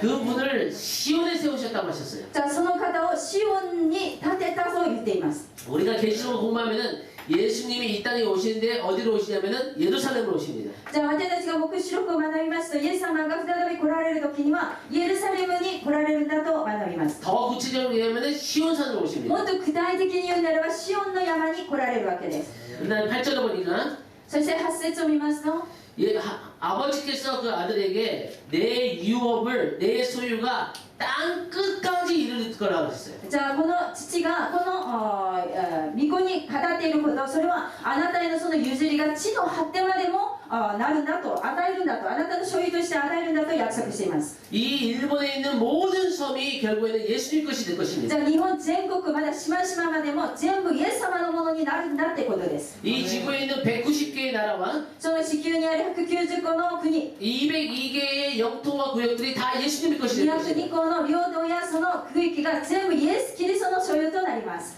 하나님 아버지께서 작정하셨습니다. じゃあそのように天の父が決めたわけです。 왜냐하면 예수님께서 이 모든 것을 취하시기에 합당하신 분이시기 때문에 なぜならイエス・キリストがこの全ての譲りを受け取るにふさわしい方となったからです。 그런데 예수 그리스도를 향한 아버지의 그 유업이 이루어지는 방법이 있습니다. そしてこの父がイエス・キリストに与えたこの譲りが成就するその方法っていうのがあります。 이 예수님이 열방을 다스리고 왕으로 되시는 필요한 것이 있어요. じゃあイエス様がこの全世界を治めるために王として治めるために必要なものがあります。 그게 뭐냐면은 それが何かというと 8절 첫 부분을 보니까 8節の 내게 구하라고 했어요. 前にこう言っています。私に求めよ。 중보 기도를 통해서 하나님께서는 이 땅 가운데 하나님 나라를 이루십니다. じゃあ取り出しっていう祈りを通して神様はその全世界この地上において神の国を成していくわけです。 이 마지막 때에 하나님께서 전 세계적으로 2만 개가 되는 기도의 집들을 지금 일으키고 계세요. じゃあ今全世界に2万個以上の祈りの家を神様が今起こしています。 저희 아이합하고 연결돼서 우리가 알고 있는 기도의 집만 전 세계적으로 2만 개입니다. じゃあアイホプとそのつながりがあって知っている限りのその祈りの家っていうのが2万個以上です。 이것은 사람이 한 일이 아닙니다. じゃあこのことを見るならこの数字は人がやったことではないということがよくわかります。 이것은 이 시대에 성령께서 하시는 じ 일입니다. ゃあこれはこの時代においての聖霊様の働きだということが確実です。 이것은 마이피클의 아이디어가 아닙니다. そしてこのことはマイク・ビクルのアイデアでもありません。 이것은 아야의 운동이 そ 아닙니다. してこれはアイホフの運動でもありません。 이것은 이 시대에 성령께서 주권적으로 하시는 일입니다. じゃあこのことは聖霊様はこの時代において主権を持ってなさっていることなんです。 말라기 1장 11절에서 얘기하는 マラキの一章中一節と言っている 해 뜨는 곳에서부터 해 지는 곳까지 日が昇るところから日が落ちるところまで 예수 그리스도의 이름이 높아질 イ 것입니다. エス・キリストの皆が高められる。 이사야서 11장에서 얘기하는 イザヤ書中一章で言っている 네, 물이 바다를 덮은 같이 その大水がその地を覆うように 여호와를 인정하는 것이 이 땅을 가득 채울 것입니다. 主を認めるその知識がこの地に満ちていくんだと。 작년에 마이피클 목사님이 어떤 그 리더십 모임에 갔습니다. 리더십. リーダーシップのその集まりにマイク・ビック先生が行きました。 네, 그곳에 가서 나이제리아에서 오신 목사님을 만났어요. その時にそのナイジェリアから来た牧師先生に会いました。 근데 이 나이제리아 목사님이 이제 마이피클 목사님을 모르고 처음 만나는 거였습니다. じゃあ初めてマイク・ビック先生とも知り合いではなくで初めて会った方です。 네, 그래서 그 나이제리아 목사님에게 목사님은 나이제리아에서 무슨 일을 하십니까? 물어봤어요. そしてそのナイジェリアの牧師先生に聞いたわけです。牧師先生は何の仕事をしていますかと。 근데 이분이 뭐라고 얘기하냐면 자기가 2000년도에 하나님께서 자기에게 다윗의 장막에 근거한 기도의 집을 세우라고 말씀하셨다고 했어요. じゃあこの牧師が答えたんですね。2000年度に入ってその神様がダビデの枕を元にした祈りの家を建てなさいと言われましたと。 그래서 그때부터 2000년도부터 그 24시간 찬양팀이 있는 그 기도와 예배가 끊어지지 않고 나이제리아에서 일어나고 있다고 합니다. だからさその時から2000年からその24時間賛美と祈りが絶えないその祈りの家が今でもなされていますよと言ったわけ 그래서 です。 지금은 한 2만 명이 모이는 교회가 됐다고 합니다. そしてその教会祈りの家は2万人が集まる教会となりましたと。 근데 이분이 마이피클에서 모르니까 마이피클에게 이렇게 물어봤어요. そしてこの方はマイク・ビクル先生のことを知らないのでこう聞くわけです。 당신은 뭐 하시는 あな 분입니까? たはどんな仕事をなさってますかと。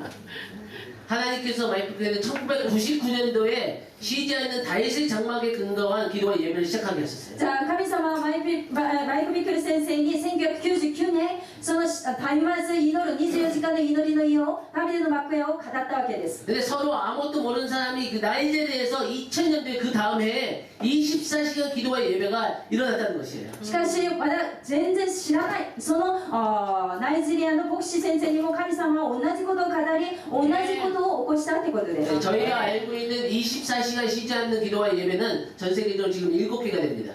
じゃあ全世界的に24時間全く絶えず祈る祈りの家は7つあります世界で。 이 24시간 아닌 곳은 한 2만 개가 됩니다. じゃあ24時間全部フルにしないっていうところを含めますと2万個になるわけです。 이 기도의 집은 마이피클의 아이디어가 아닙니다. じゃあこのような祈りの家っていうのはマイク・ビクルのアイデアではありません。 이것은 하나님의 じゃ 아이디어입니다. あこれは神様のアイデアなわけです。 그래서 하나님은 이 그 기도 운동에 여러분을 초청하고 계세요. そしてこの祈りの家に神様は皆さんを招いています。 우리가 하나님께 부르짖게 될 때 私たちがこのように主に求め叫ぶとき 아버지께서 약속하신 그 아들에게 약속하신 이 열방을 예수 그리스도께 유업으로 주십시오. 天の父よ父がこの御子イエス・キリストに約束したこの全世界というものを与えてくださいとそれに叫び祈るのです。 일본의 모든 섬들은 예수 그리스도의 것입니다. じゃあこの日本のすべての町都市はイエス・キリストの所有です。 한국의 모든 땅은 예수 그리스도의 것입니다. 韓国の土地もすべてイエス・キリストのものです。 아시아에 있는 모든 영토가 예수 그리스도의 것이 될 것입니다. そしてアジアのすべての国々もイエス・キリストの所有となります。 해가 뜨는 것부터 해가 지는 곳까지 여호와를 인정하는 것으로 가득 차게 될 것입니다. 日が昇るところからそして日が落ちる沈むところまでイエス・キリストのことを認める知識で満ちていきます。 지금 통역을 너무 잘하고 계세요. 할렐루야. 제가 말을 좀 빨리 하고 좀 복잡하게 하는 건데 言葉が複雑でちょっと早くしてますけれども通訳をして 너무 잘하고 계십니다. 네. 일찍 받았어. 네. 우리 한 5분 쉬고 계속 하겠습니다. じゃあ5分休憩をとってまた始めます 学校で一番早く流れる時間っていうのは休憩時間です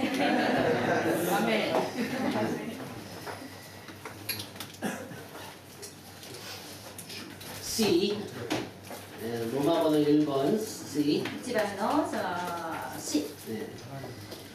우리가 계시록을 제대로 읽는다면은 우리는 두려워하는 것이 아니라 확신 가운데 가는 じ 것입니다. ゃあ私たちが黙示録を正しく読むならば恐れっていうことではなく確実な信仰をお持ちになります 계시록을 한마디로 얘기한다면 이것이에요. じゃあ黙示録を一言で言うならばこうです 여러분 예수님은 이기십니다. イエス様は勝利します 그렇기 때문에 우리도 이깁니다. だから私たちも勝利します 그래서 예수님은 이렇게 얘기하셨어요. 너희는 두려워하지 말라. だからイエス様は語ります恐れるな 네, 담대하라. 大胆でありなさい 왜냐하면 내가 이미 세상을 이기기 때문에 있다고 말씀하셨습니다. 私はすでに世に勝っていますと言っています 이것이 계시록의 메시지예요. これが黙示録のメッセージでもあります 우리가 계시록을 잘못 읽으면 두려움에 쌓입니다. 私たちは黙示録を間違った読み方をしますと恐れが生まれます 그래서 많은 사람들이 계시록을 이렇게 멀리하는 이유 중에 하나가 뭐냐면은 거기 나오는 얘기들이 너무너무 무시무시해서 그래요. じゃあ多くの人々が黙示録を避けるその理由としてその内容が本当に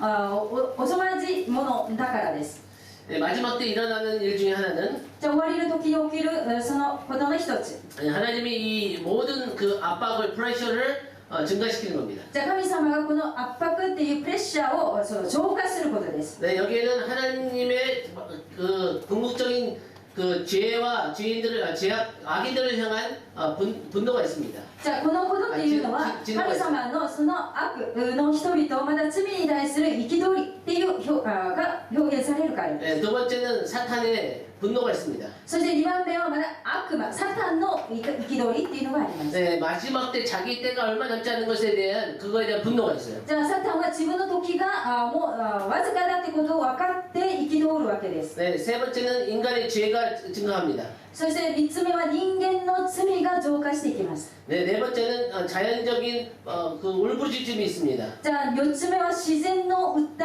えその叫びですね 이 모든 것이 마지막 때가 될수록 점점점 증가합니다. この4つのことが終わりの時が近づけば近づくほど増加していきます 네, 하나님은 왜 이 압박을 증가시키실까? じゃあ神様はなぜこの圧迫このプレッシャーを浄化しているのでしょうか 왜 하나님은 이렇게 어려운 시간을 허락하실까? じゃあなぜ神様はこのような難しい大変な時っていうのを許しているのでしょう 네, か 두 가지 이유가 있습니다. それには2つの理由があります 하나는 압박이 가해지면 가해질수록 진짜는 진짜로 가짜는 가짜로 じゃあ 드러납니다. 1つ目はこの圧迫プレッシャーが増加することによって本物と偽物がはっきりと分かるようになります 지금 미국에서 그 동성결혼법이 통과돼서 합법화가 じ 됐습니다. ゃあアメリカではもう同性恋愛のその結婚というのが合法化されています 이것은 매우 슬픈 일입니다. これはとても悲しいことであります 저는 하나님께서 우리가 기도할 때 미국을 다시 한번 회개시키시고 하나님께 쓰임받는 나라를 세우실 거라 믿습니다. 私は本当に祈る中で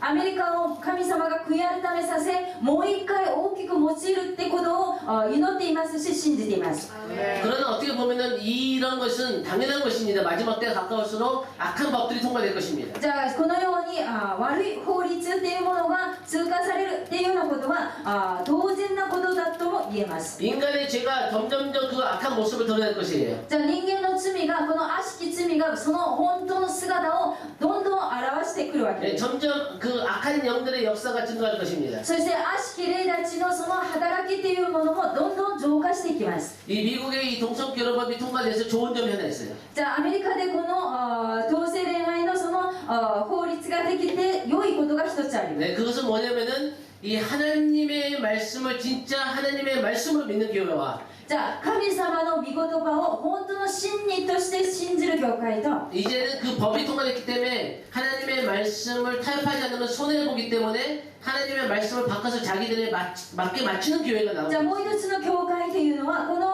法律がもう通過してしまったのでそれに対して合わせるために信仰の妥協する教会 그래서 미국에서는 지금 분명히 하나님의 말씀을 믿는 교회와 하나님의 말씀을 믿지 않는 교회로 갈라지고 じ 있습니다. ゃあこのことによってアメリカの教会は神様の御言葉を真理として信じる教会とそうではない教会がはっきりと区別されたわけです。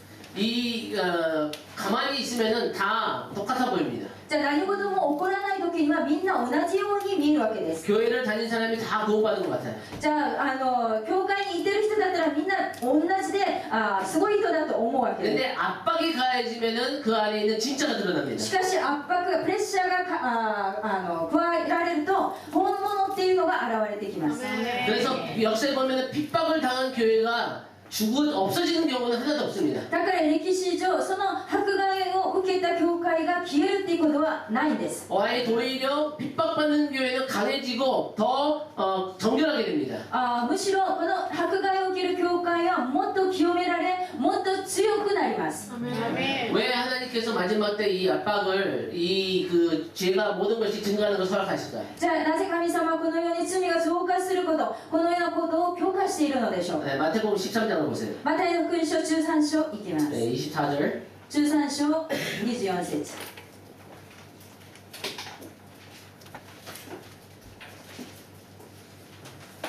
マタイの福音書13の23 네, 제가 節。 이 계시록 강의 것들을 다 커버하지 못하지만 じゃあこのテキストを全部私が講義できませんので 네, 근데 여러분들이 이 계시록 강의 것들을 이해할 수 있는 지금 눈을 주고 있는 거예요. じゃあ今私が語っているのはこのテキストを見て皆さんが理解できるその目っていうものを与えようとしていま 네, す。 계시록을 볼 수 있는 지금 시각을 주고 있는 거예요. じゃあ黙示録を見ることができるその視覚っていうものを皆さんに与えようとしていま 네, す。 어떻게 보면 정보보다 더 중요한 게 시각입니다. じゃあむしろこの情報よりはそれを理解する見るその目っていうのがもっと重要かもしれません。 여러분 그런 경험이 혹시 있으세요? そのような経験ありますか？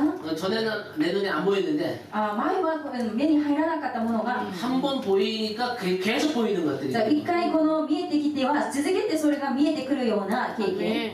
제가 캔사스시티에서 지금 다시 산지 뭐 7년 정도 じゃ 됐는데 あケンサス州のその7年今住んでいますが 네, 근데 7년 살면서 제 눈에 한 번도 안 보이는 곳이 있어요. 7年住んでても私の目に1回も止まったものが止まってないものがあるわけです。 네, 거기에는 그 잔디하고 나무들이 많기 때문에 이 잔디를 깎고 다니는 차들이 굉장히 많습니다. 芝生がとっても多いところなのでそれを芝を刈る人たちが多いですね。 네, 근데 저는 잔디를 안 깎으니까 관심이 없으니까 안 보이는 거예요. だから私は芝を刈るっていうことをしていなかったので関心がないのでそういう車とか人が見えなかったわけです。 근데 그 아이약 그 한국 커뮤니티에 있는 분 중에 한 분이 이 잔디 깎는 일을 합니다. アイホップの韓国人のそのコミュニティにその芝刈りの仕事をしている方がいました。 제가 그분하고 좀 친해지고 나서 그 시간이 지나니까 じゃあその人とよく付き合うようになってそして見ると 그분이 깎는 잔디 기계나 이런 거 이게 보이는 거예요. じゃあその方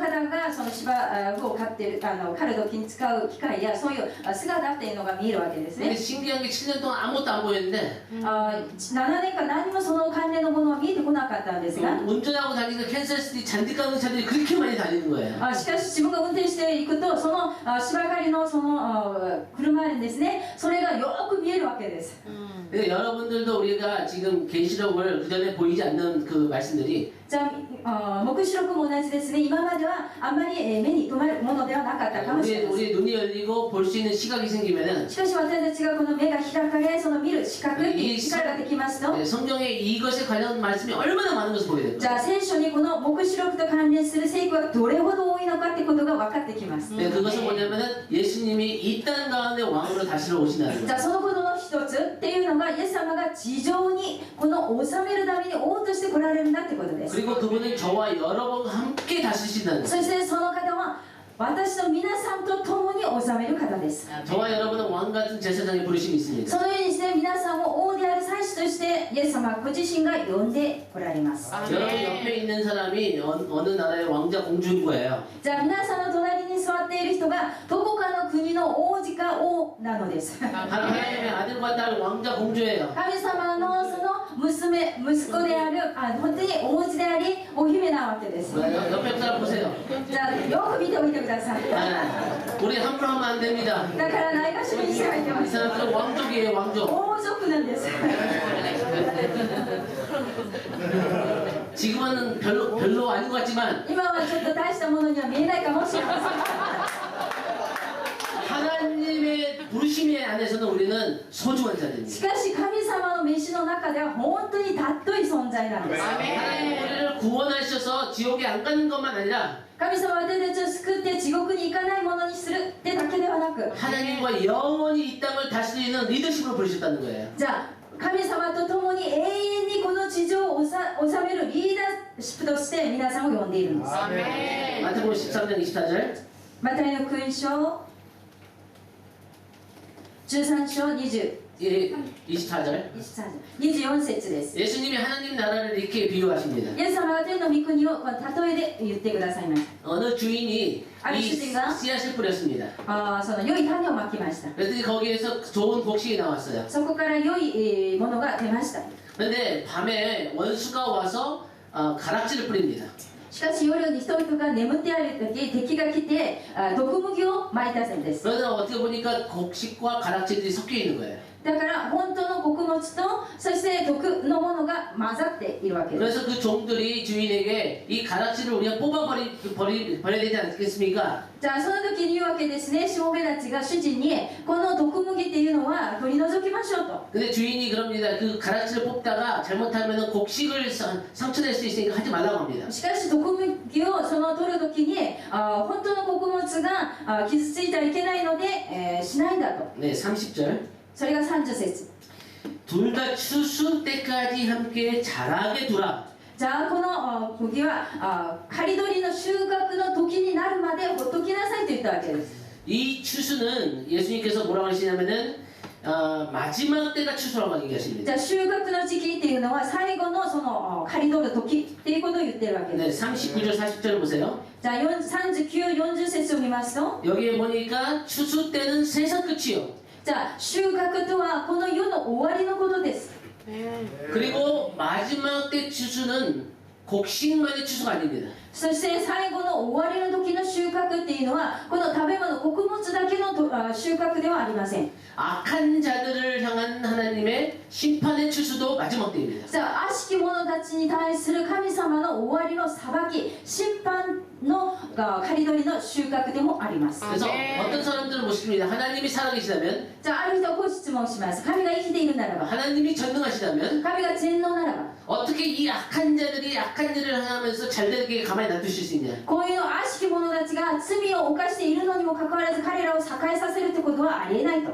거기에 대한 하나님의 답은 이것입니다. じゃあそれに対する神様の答えはこうです。 하나님의 심판이 공의의 심판이 시작되면은 神様のその審判裁きが始まると、 더 이상 회개의 기회는 없습니다. これ以上悔い改めのチャンスは与えられません。 더 이상 영혼들이 구원을 받을 수가 없다는 거예요. じゃあそのことはその時が来たらそれ以上の魂が救われるってことはないってことです。 그래서 베드로서 3장에서 하나님은 第2のペトロで3章で、 어떤 사람이 얘기하는 것처럼 우리 하나님이 더디신 것이 아니라 じゃあある人々が言っているように神様が遅いのではなく、 하나님이 느리시고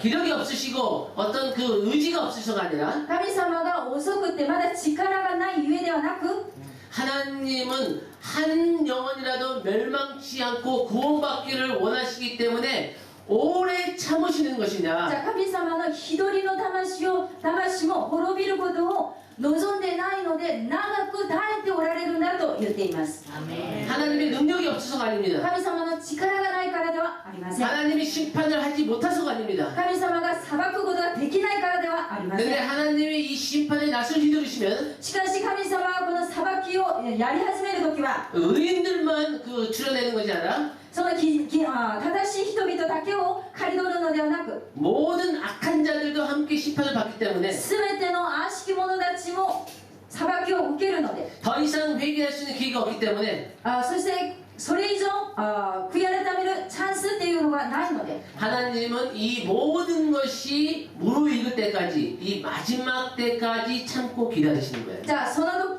神様はなので最後まで長くこの穀物が熟するまで待っておられます。 예수님이 초림에 오셨을 때는 진리와 은혜 가운데 오셨어요. じゃあ真理と恵みの中でイエス様は初めて来られました。 예수님이 그 가늠하다가 잡힌 여인에게 이렇게 얘기합니다. じゃあ姦淫を犯して現場で捕まれたその女性にこう言います。 너를 정죄하는 자들이 지금 어디 가느냐? じゃああなたを罪に定めてた者たちが今どこにいたのか。 그랬더니 이 두 사람들이 다 떠나갔다고 했어요. じゃあそのことに対して女は答えます。みんな行きましたと。 근데 예수님이 재밌는 말씀하세요. イエス様は面白いことを言っています。 나도 너를 정죄하지 않으니 가서 더 이상 죄를 짓지 말라. 私もあなたを罪に定めることはしません。だからこれ以上罪を犯さないでと言っています。 아니 예수님이라면은 じゃあイエス様ならば、 다른 사람은 정죄할 수 없어도 じゃあ人々人間は罪に定めることはできなくても 다른 사람들 심판할 수 없어도 他の人々は裁きってことをすることはできないでしょう。 죄가 없으신 예수님은 그 여인을 정죄하실 수 있었는데 しかし罪のないイエス様だからその女を罪に定めることは可能です。 근데 예수님은 나도 너를 정죄하지 않는다. しかしイエス様は私もあなたを罪に定めることはしない。 왜냐하면 예수님이 초림에 오실 때는 심판을 오신 것이 아니에요. なぜならイエス様が最初いらっしゃった時には裁き主として来たのではないからです。 하나님의 은혜와 자비의 회개의 메시지를 가지고 오셨습니다. じゃあ神様の神の恵み、慈しみ、そして憐れみ、その悔い改めのメッセージを持って来られたわけで 근데 す。 예수님이 재림하실 때는 しかしイエス様が再臨なさる時は 다시 한번 우리의 죄를 위해서 자비와 은혜를 오신 것이 아닙니다. じゃあもう一回私たちを慈しみと恵みを持って来られるわけではありません。 예수님은 심판의 주로 오십니다. イエス様は裁き主、審判主として来られます。 예수님은 우리의 영광의 심판의 왕으로 오십니다.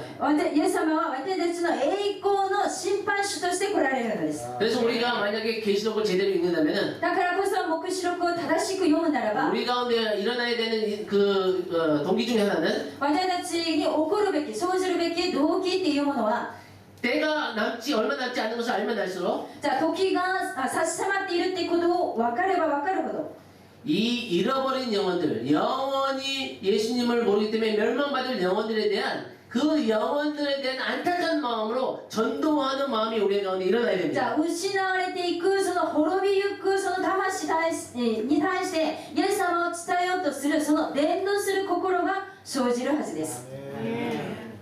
네, 그래서 그 압박이 모두 증가하게 하나님께서 허락하시는 이유 じゃあこのような圧迫、プレッシャーがもっと浄化するように神様が許すその理由 모든 것이 무르익어서 그들의 진짜 모습을 드러내기 하기 위해서 압박을 가십니다. じゃあ全てのものが熟して本来の姿が現れるまで待つということです。 네, 또 우리 노트 H로 갑니다. H. H に行きます。次のページですね。2ページ。 네, 우리 계시록이 마지막 때에 대해서 어떤 책보다도 성경에서 가장 많은 정보를 우리에게 줍니다. じゃあこの黙示録っていうのはその終わりの時について一番多くの情報を持っています。 우리에게 이 정보를 주신 이유는 この情報を私たちにくださった理由は 우리가 이 하나님의 예수님에게 주신 하나님의 계획과 알고 같이 깊은 협력 가운데 거하기를 원해서 주신 じゃ 거예요. あ神様がイエス様に与えたこの戦いの計画を私たちが詳細に分かって一緒に協力して進むためであります。 무슨 얘기냐면 마지막 때 이 하나님의 계획에 저와 여러분이 할 역할이 있다는 거예요. じゃあこのことは終わりの時のその神様の計画の中で私と皆さんがやる役割っていうものがあるっていうことです。 네, 이것은 매우 중요한 우리의 역할이 있습니다. じゃあここには本当に重要な私たちの役割っていうのがあります。 네, 절 따라해보세요 한번 여러분. じゃあ私について言ってください。 하나님만이 하실 수 있는 게 있고 神様だけができることがあり、 우리만이 할 수 있는 일이 ま 있다. だ私たちだけができるものがあります。 하나님만이 하실 수 있는 일이 じ 있어요. ゃあ神様だけできることがあり、 주님만이 하시는 일이 있다고요. もち主だけがこれを可能なことがあります。 네, 아무리 우리가 노력해도 우리의 힘으로 못하는 것이 있습니다. じゃあそれは私たちがどんなに努力しても頑張ってもできないものがあります。 그러나 반대로 하나님이 안 하시는 것이 있어요. しかし反対に神様がなされないものがあります。 이 땅 가운데 있는 하나님의 사람들을 통해서만 하시고자 작정하신 것이 じ 있어요. ゃあ神様が心から決めたそのこの地上の人神の人々を通してだけこれはやるっていうふうにした役割があるわけです。 그래서 하나님이 우리를 대신해서 믿어주지 않으십니다. じゃあ私たちの神様が私たちの代わりに信じてくれるってことはしてくれません。 하나님이 우리를 대신해서 순종해주지 않으세요.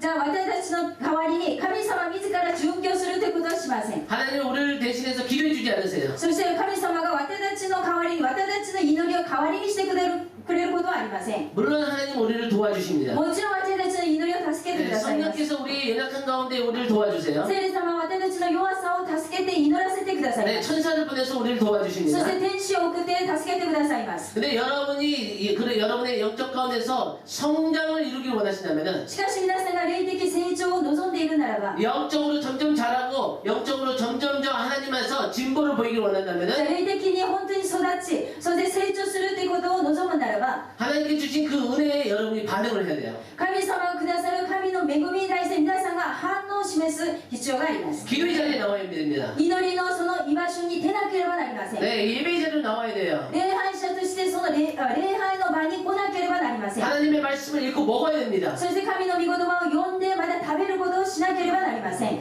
아멘. 네.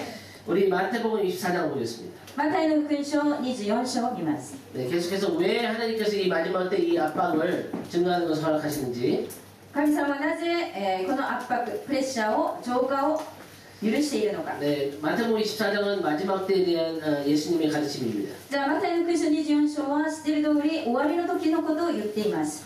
우리가 마태복음 24장 3절을 보면은 그것을 알 수 있습니다. じゃあ24章3節を見るとそれがわかります。 24장 3절 마지막 번에 보니까 어느 때에 이런 일이 있겠사하며 또 주의 임하심과 세상 끝에는 무슨 징조가 있사오리까 하고 제자들이 じゃ 묻습니다. あ私たちが質問しています。お話しください。いつそのようなことが起こるのでしょう。あなたの来られる時や世の終わりにはどんな前兆があるのでしょう。 근데 4절에서부터 7절까지 예수님이 그 거짓 선지자들이 일어날 것이고 그 다음에 전쟁이 있을 것이고 그 다음에 기근과 지진이 있을 거라고 말씀하세요. じゃあ4章から7節までその内容を言っています。偽預言者が惑わす者が現れ、そして飢饉が起こり、また戦争が起こることを言っています。 근데 6절에 보니까 난리와 난리 소문을 듣겠으나 너희는 두려워하지 말라. 왜? 이런 일이 꼭 있어야 하네. 아직 끝은 아니라고 얘기해요. それ6節で言っています。戦争のことや戦争の噂を聞くでしょうが、気をつけて慌てないようにしなさい。これらは必ず起こることです。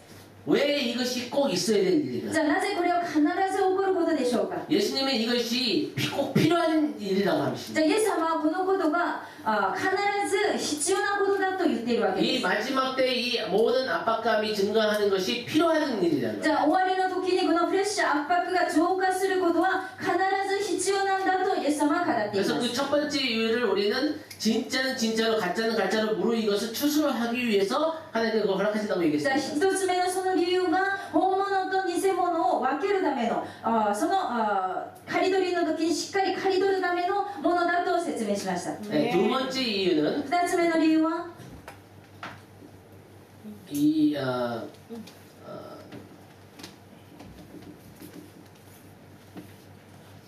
이 세대의 전환이 필요하기 じ 때문입니다. ゃあこの世代のその転換変えることが必要だからです。 네, 무슨 얘기냐면 지금은 이 땅은 공중 권세를 잡은 어둠의 이 영역에 있습니다. じゃあこの地上というのは空中の暗闇の支配があるわけです。 네, 지금 땅을 얘기하는 거예요. 땅. 그러니까 하늘은 하나님의 온전한 주권에 있어요. 100%. じゃあ天っていうものは神様の 100% の主権のもとにいます。 근데 이 땅은 しかしこの地上っていうものは 이 땅을 다스릴 수 있는 주권과 이 땅을 정복할 수 있는 그 주권을 하나님이 사람인 아담에게 주셨어요. じゃあこの地上っていうものはこの地上を治める征服するその主権っていうのは神様はアダムに与えました。 근데 이 아담이 하나님 앞에 불순종하게 되면서 이 주권을 빼앗기게 そ 됩니다. してアダムはこの神様に不従順することによって奪われてしまいます。 그래서 이 땅에 지금 다스리는 왕은 사탄입니다. だからその後はこの地上を治めている王はサタン、悪魔なわけです。 그래서 사탄이 예수님을 시험할 때 너가 나에게 절을 하면은 이 땅에 있는 모든 영광과 그 모든 나라를 너에게 주겠다고 말씀했어요. だからイエス様をその誘惑するときサタンはこう言いますね。あなたが私に拝むならばこの地上のすべての栄光そして栄をあなたに与えると。 근데 하나님의 계획은 이 잃어버린 이 땅의 주권을 다시 찾는 것입니다. だから神様の計画の一つというのはこの失われてしまったこの地上を統治する主権というものをもう一回回復することです。 그래서 이 둘째 아담인 예수 그리스도의 그 죽으심과 부활하심을 통해서 이 주권을 되찾았습니다. じゃあ神様はこの失われた主権というものを第二のアダムであるイエス・キリストの死とそして、復活によって戻しました。 네, 그래서 이 사탄의 나라에서 예수 그리스도의 나라로 가는 전환이에요. じゃあこれはサタンの国からイエス・キリストの国に変える転換するその時点なわけです。 네, 성경에서 이것을 천년왕국이라고 합니다. そのことを聖書では千年の王国千年間の王国 그래서 이 한 그 나라에서 예수 그리스도의 나라로 들어가는 이 과정이 필요해요. だからこの今暗闇が主権を持っているこの国サタンの国からイエス・キリストの主権がなされる王国へで移るためのその転換のその真ん中があるわけです。 네, 이것에는 고통이 필요합니다. じ 고통의 ゃあその 과정입니다. 過程の中の真ん中の部分には苦痛っていう苦しみっていうものが来るわけです。 왜냐하면 이 6천년 동안 이 땅에 있는 그 악한 정보와 악한 체계와 악한 문화를 다 하는데 과정이 필요하다는 거예요. じゃあこの今6000年以上もやってきた悪しき政府またシステムそういう全てのものを打ち砕くためにはこの過程が必要だということです。 어떤 사람들은 오해를 합니다. じゃあある人々はこのことに対して誤解します。 네, 하나님이 초자연적이신 분이기 때문에 神様は自然的な力のある方ですから 이 자연적인 과정을 무시한다고 생각해요. この自然的な過程は無視してもいいんだと思うわけです。 그렇지 않습니다. しかしそうではありません。 하나님은 자연적인 과정을 절대 무시하지 않으세요. 神様は絶対にこの自然のその法則っていうのを無視しません。 그 자연적인 과정을 초월하실 때는 있습니다. じゃあもちろんその自然っていうものを超越する方ではあります。 근데 과정을 무시하지는 않으세요. しかしその自然的な過程法則っていうものを無視する方ではありません。 이스라엘 백성들이 그 애굽에서 억압 가운데 하나님 우리의 고통을 들어주시고 우리에게 정의를 주세요 했을 때 じゃあイスラエルの人々がエジプトの中で私たちのこの抑圧されていることをこの私たちの苦しみを取り除いてくださいとそれに祈った時 성경에 보면 하나님께서 하늘에서 그들의 고통을 들으시고 그들에게 응답하셨다고 했어요. じゃあ聖書によれば彼らのその叫び声を神様は聞いたと言っています。 근데 하나님께서 뻥 하고 마술같이 모세를 보낸 게 아니에요. そのことによって神様がパーンとして魔術師としてモーセを送ったわけではありません。 갑자기 마술같이 뻥 하고 모세가 나타나지 않았어요. 急にモーセがあるところから魔術のその魔法によって生まれたわけではありません。 어떻게 됐죠? どうしましたか？ 애기 모세가 태어납니다. まずは子供としてのモーセが生まれるわけです。 그 모세가 자라고 준비되는 과정이 필요합니다. そしてそのモーセが育てられその準備する時間というものを与えました。 이 땅을 구원하시기 위해서 하나님께서 예수 그리스도를 보내주시는데 またこの地上この人類を救うためにイエス・キリストを送ってくださいましたが 펑 하고 33살 된 예수님이 나타나지 않습니다. パーンと言って33歳のイエス様が現れたわけではありません。 갓난아기처럼 자연적인 그 모든 사람들이 겪어야 할 것을 겪으면서 태어나시고 자라십니다. すべての人々が通るその子供として生まれる赤ちゃんとして生まれるっていうその過程をイエス様にも与えたわけです。 하나님께서 이 사탄의 왕국에서 예수 그리스도 왕국으로 가는데 펑 하고 마술로 하지 않어요. だからこそ神様はこのサタンの王国からイエス・キリストの王国に変えるときにパンと言って一瞬にしてする方ではありません。 물론 초자연적인 면이 있습니다. もちろん超自然的な目っていうものは神様は持っておられ 근데 ます。 하나님은 절대 자연적인 이 과정을 무시하지 않으세요. しかし神様は絶対にまだこの自然の原則また法則を無視する方でもありません。 그래서 이 과정을 예수님은 뭐라고 그러시냐면은 そしてこの過程を神様イエス様は何とおっしゃったかというと 마태복음 24장 8절을 보세요. マタイの福音書24章8節を見ます。 이것을 영어 성경에 보면은 のことを 산모의 그 진통의 시작이라고 합니다. じゃあ生みの苦しみの始めなのだと言っています。 네, 영어 성경에 보면 the beginning of birth pain. 네, 엄마가 아기를 낳게 될 때 겪어야 되는 그 고통이라는 거죠. じゃあお母さんが子供を出産するときに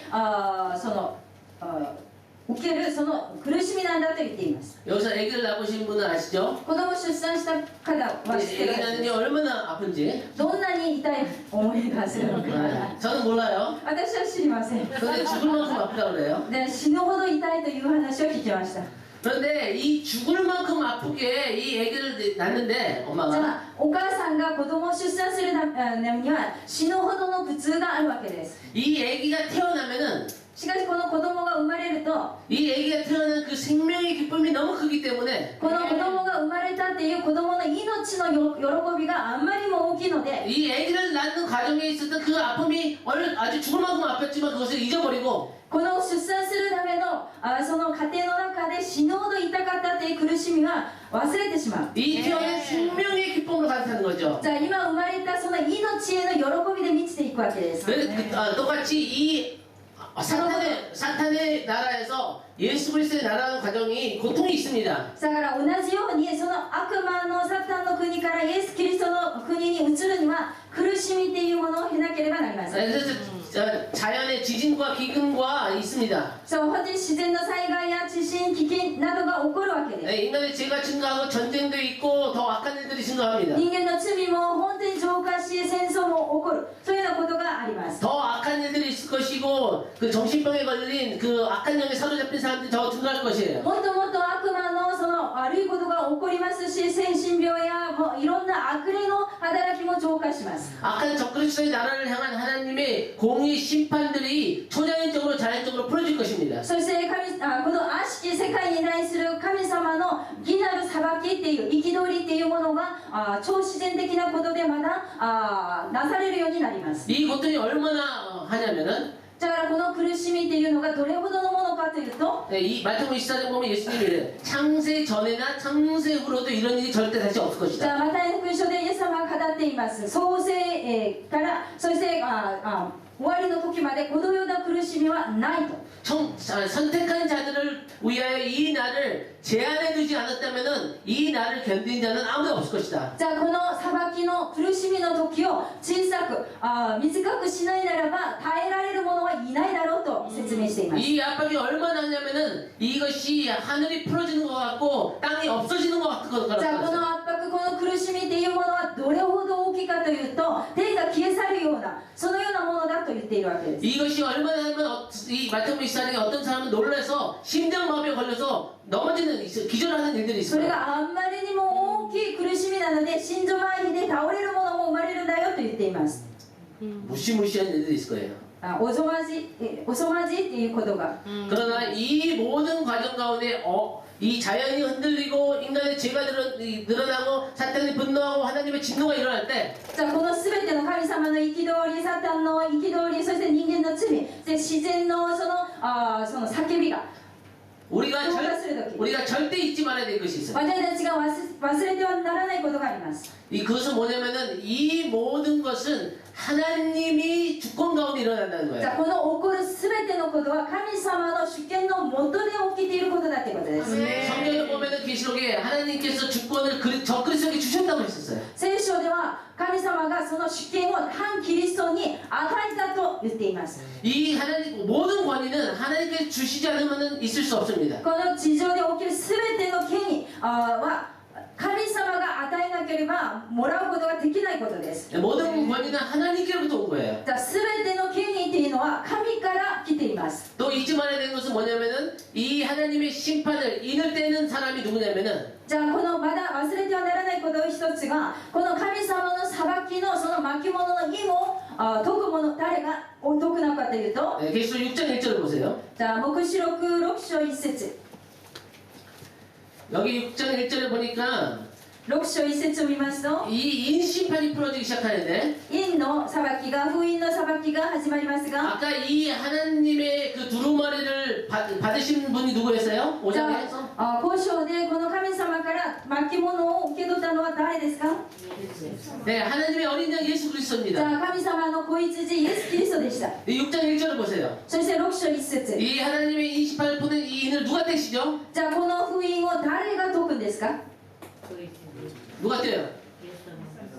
어린 양 예수 그리스도가 じゃあ、 떼십니다. 子羊キリスト、イエス・キリストがこれを解きます。 여러분 이 중요한 포인트입니다. これは重要なポイントとなります。 네, 이 인심판과 나팔심판과 이 대접심판은 この封印の裁き、そしてラッパの裁き、そして蜂の裁きは、 하나님이 저와 여러분이 교회와 성도를 향해서 하시는 심판이 아니라 私たち、そして教会、生徒らのためになさるものではなく、 우리 주 예수 그리스도를 통해서 저 그리스도와 그 악한 자들을 향한 심판이라는 거예요. じゃあこの裁きというのは、反キリスト、また悪しき者たちに対する裁きだということです。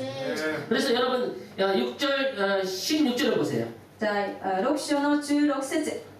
여기 보니까 모든 악한 자들의 얘기를 하기를 보좌에 앉으신 이와의 얼굴에서와 그 어린 양의 진노에서 우리를 가리라. じゃあこの地上のすべての悪しき者たちが言っているんです。私たちの上に倒れかかって御座にある方の御顔と子羊の怒りとから私たちをかくまってくれ。 17절 그들의 진노의 큰 날이 이르렀으니 누가 능히 서리요. じゃあ17節、御怒りの大いなる日が来たのだ。誰がそれに耐えられよ。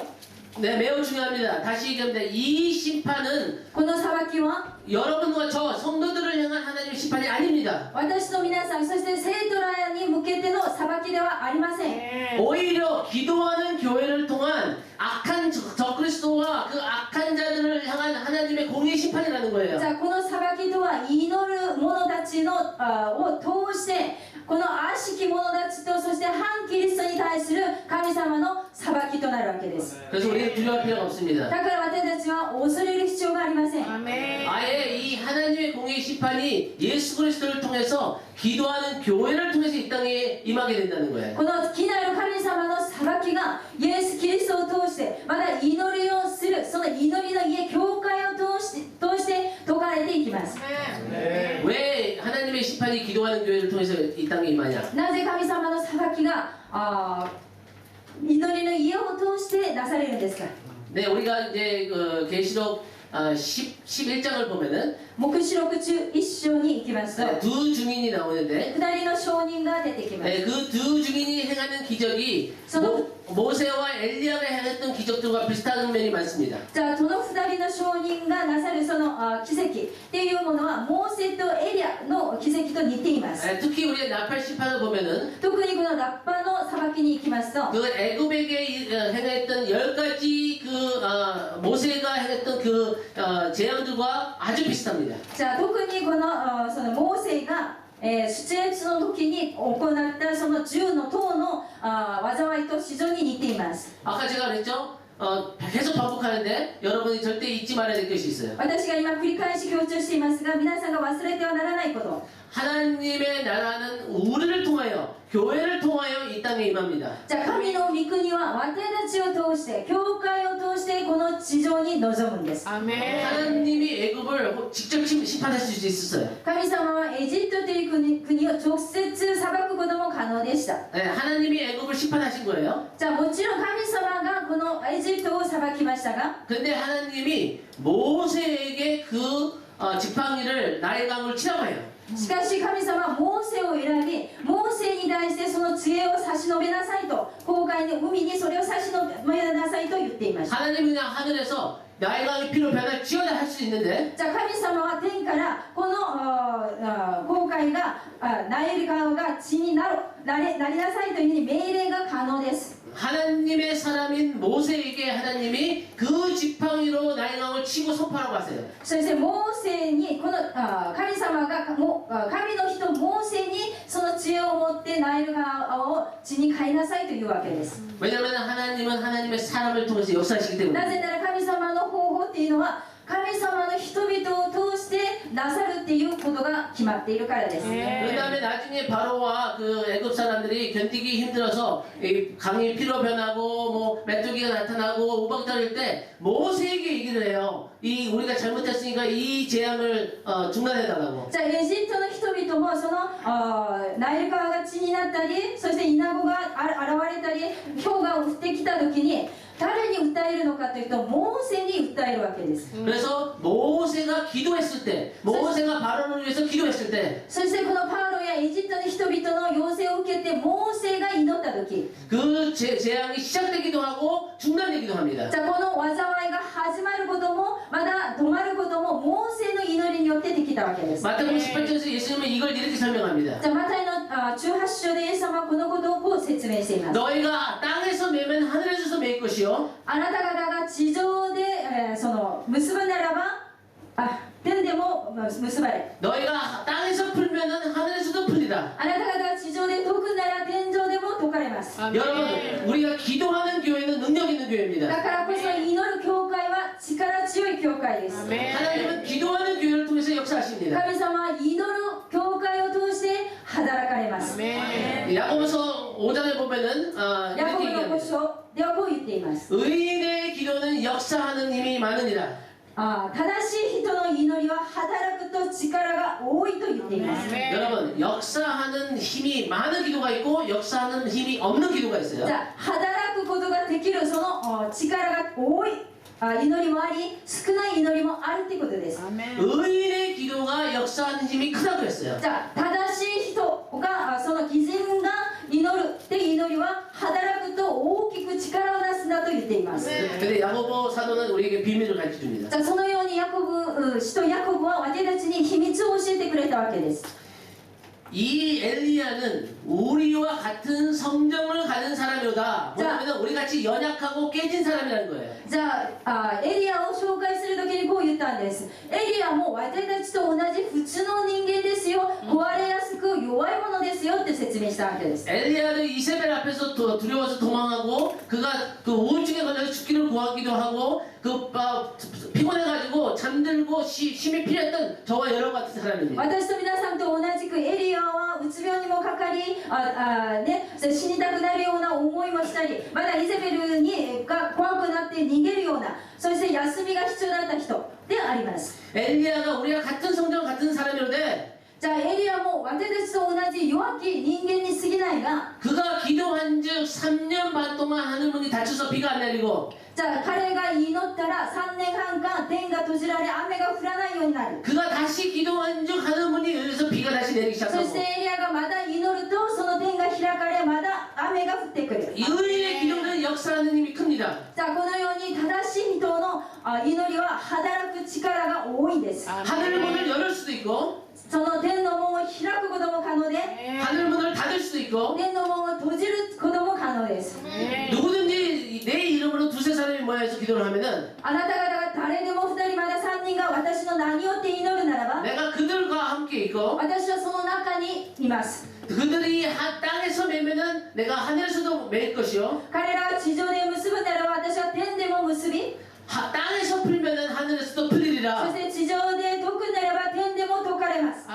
이 시대에 하나님의 공의 심판을 풀어내는 것은 기도하는 교회입니다. じゃあこの時代にあって神様の義なる裁きを解き放すことができるのは祈る教会なんです。 아멘. 우리 아멘. 거기까지 하고 또 하겠습니다. 내일 다음번에 하겠습니다.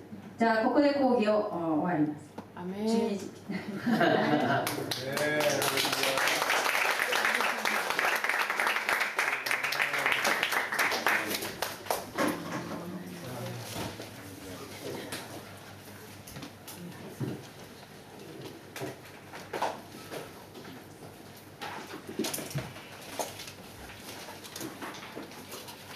それでは終わります。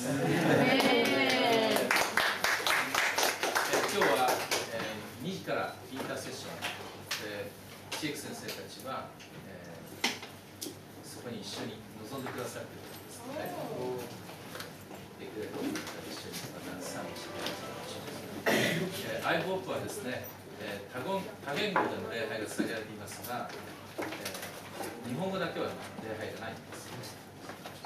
韓国も日本語です。またぜひホームページで検索してください。それでは、中小会話です。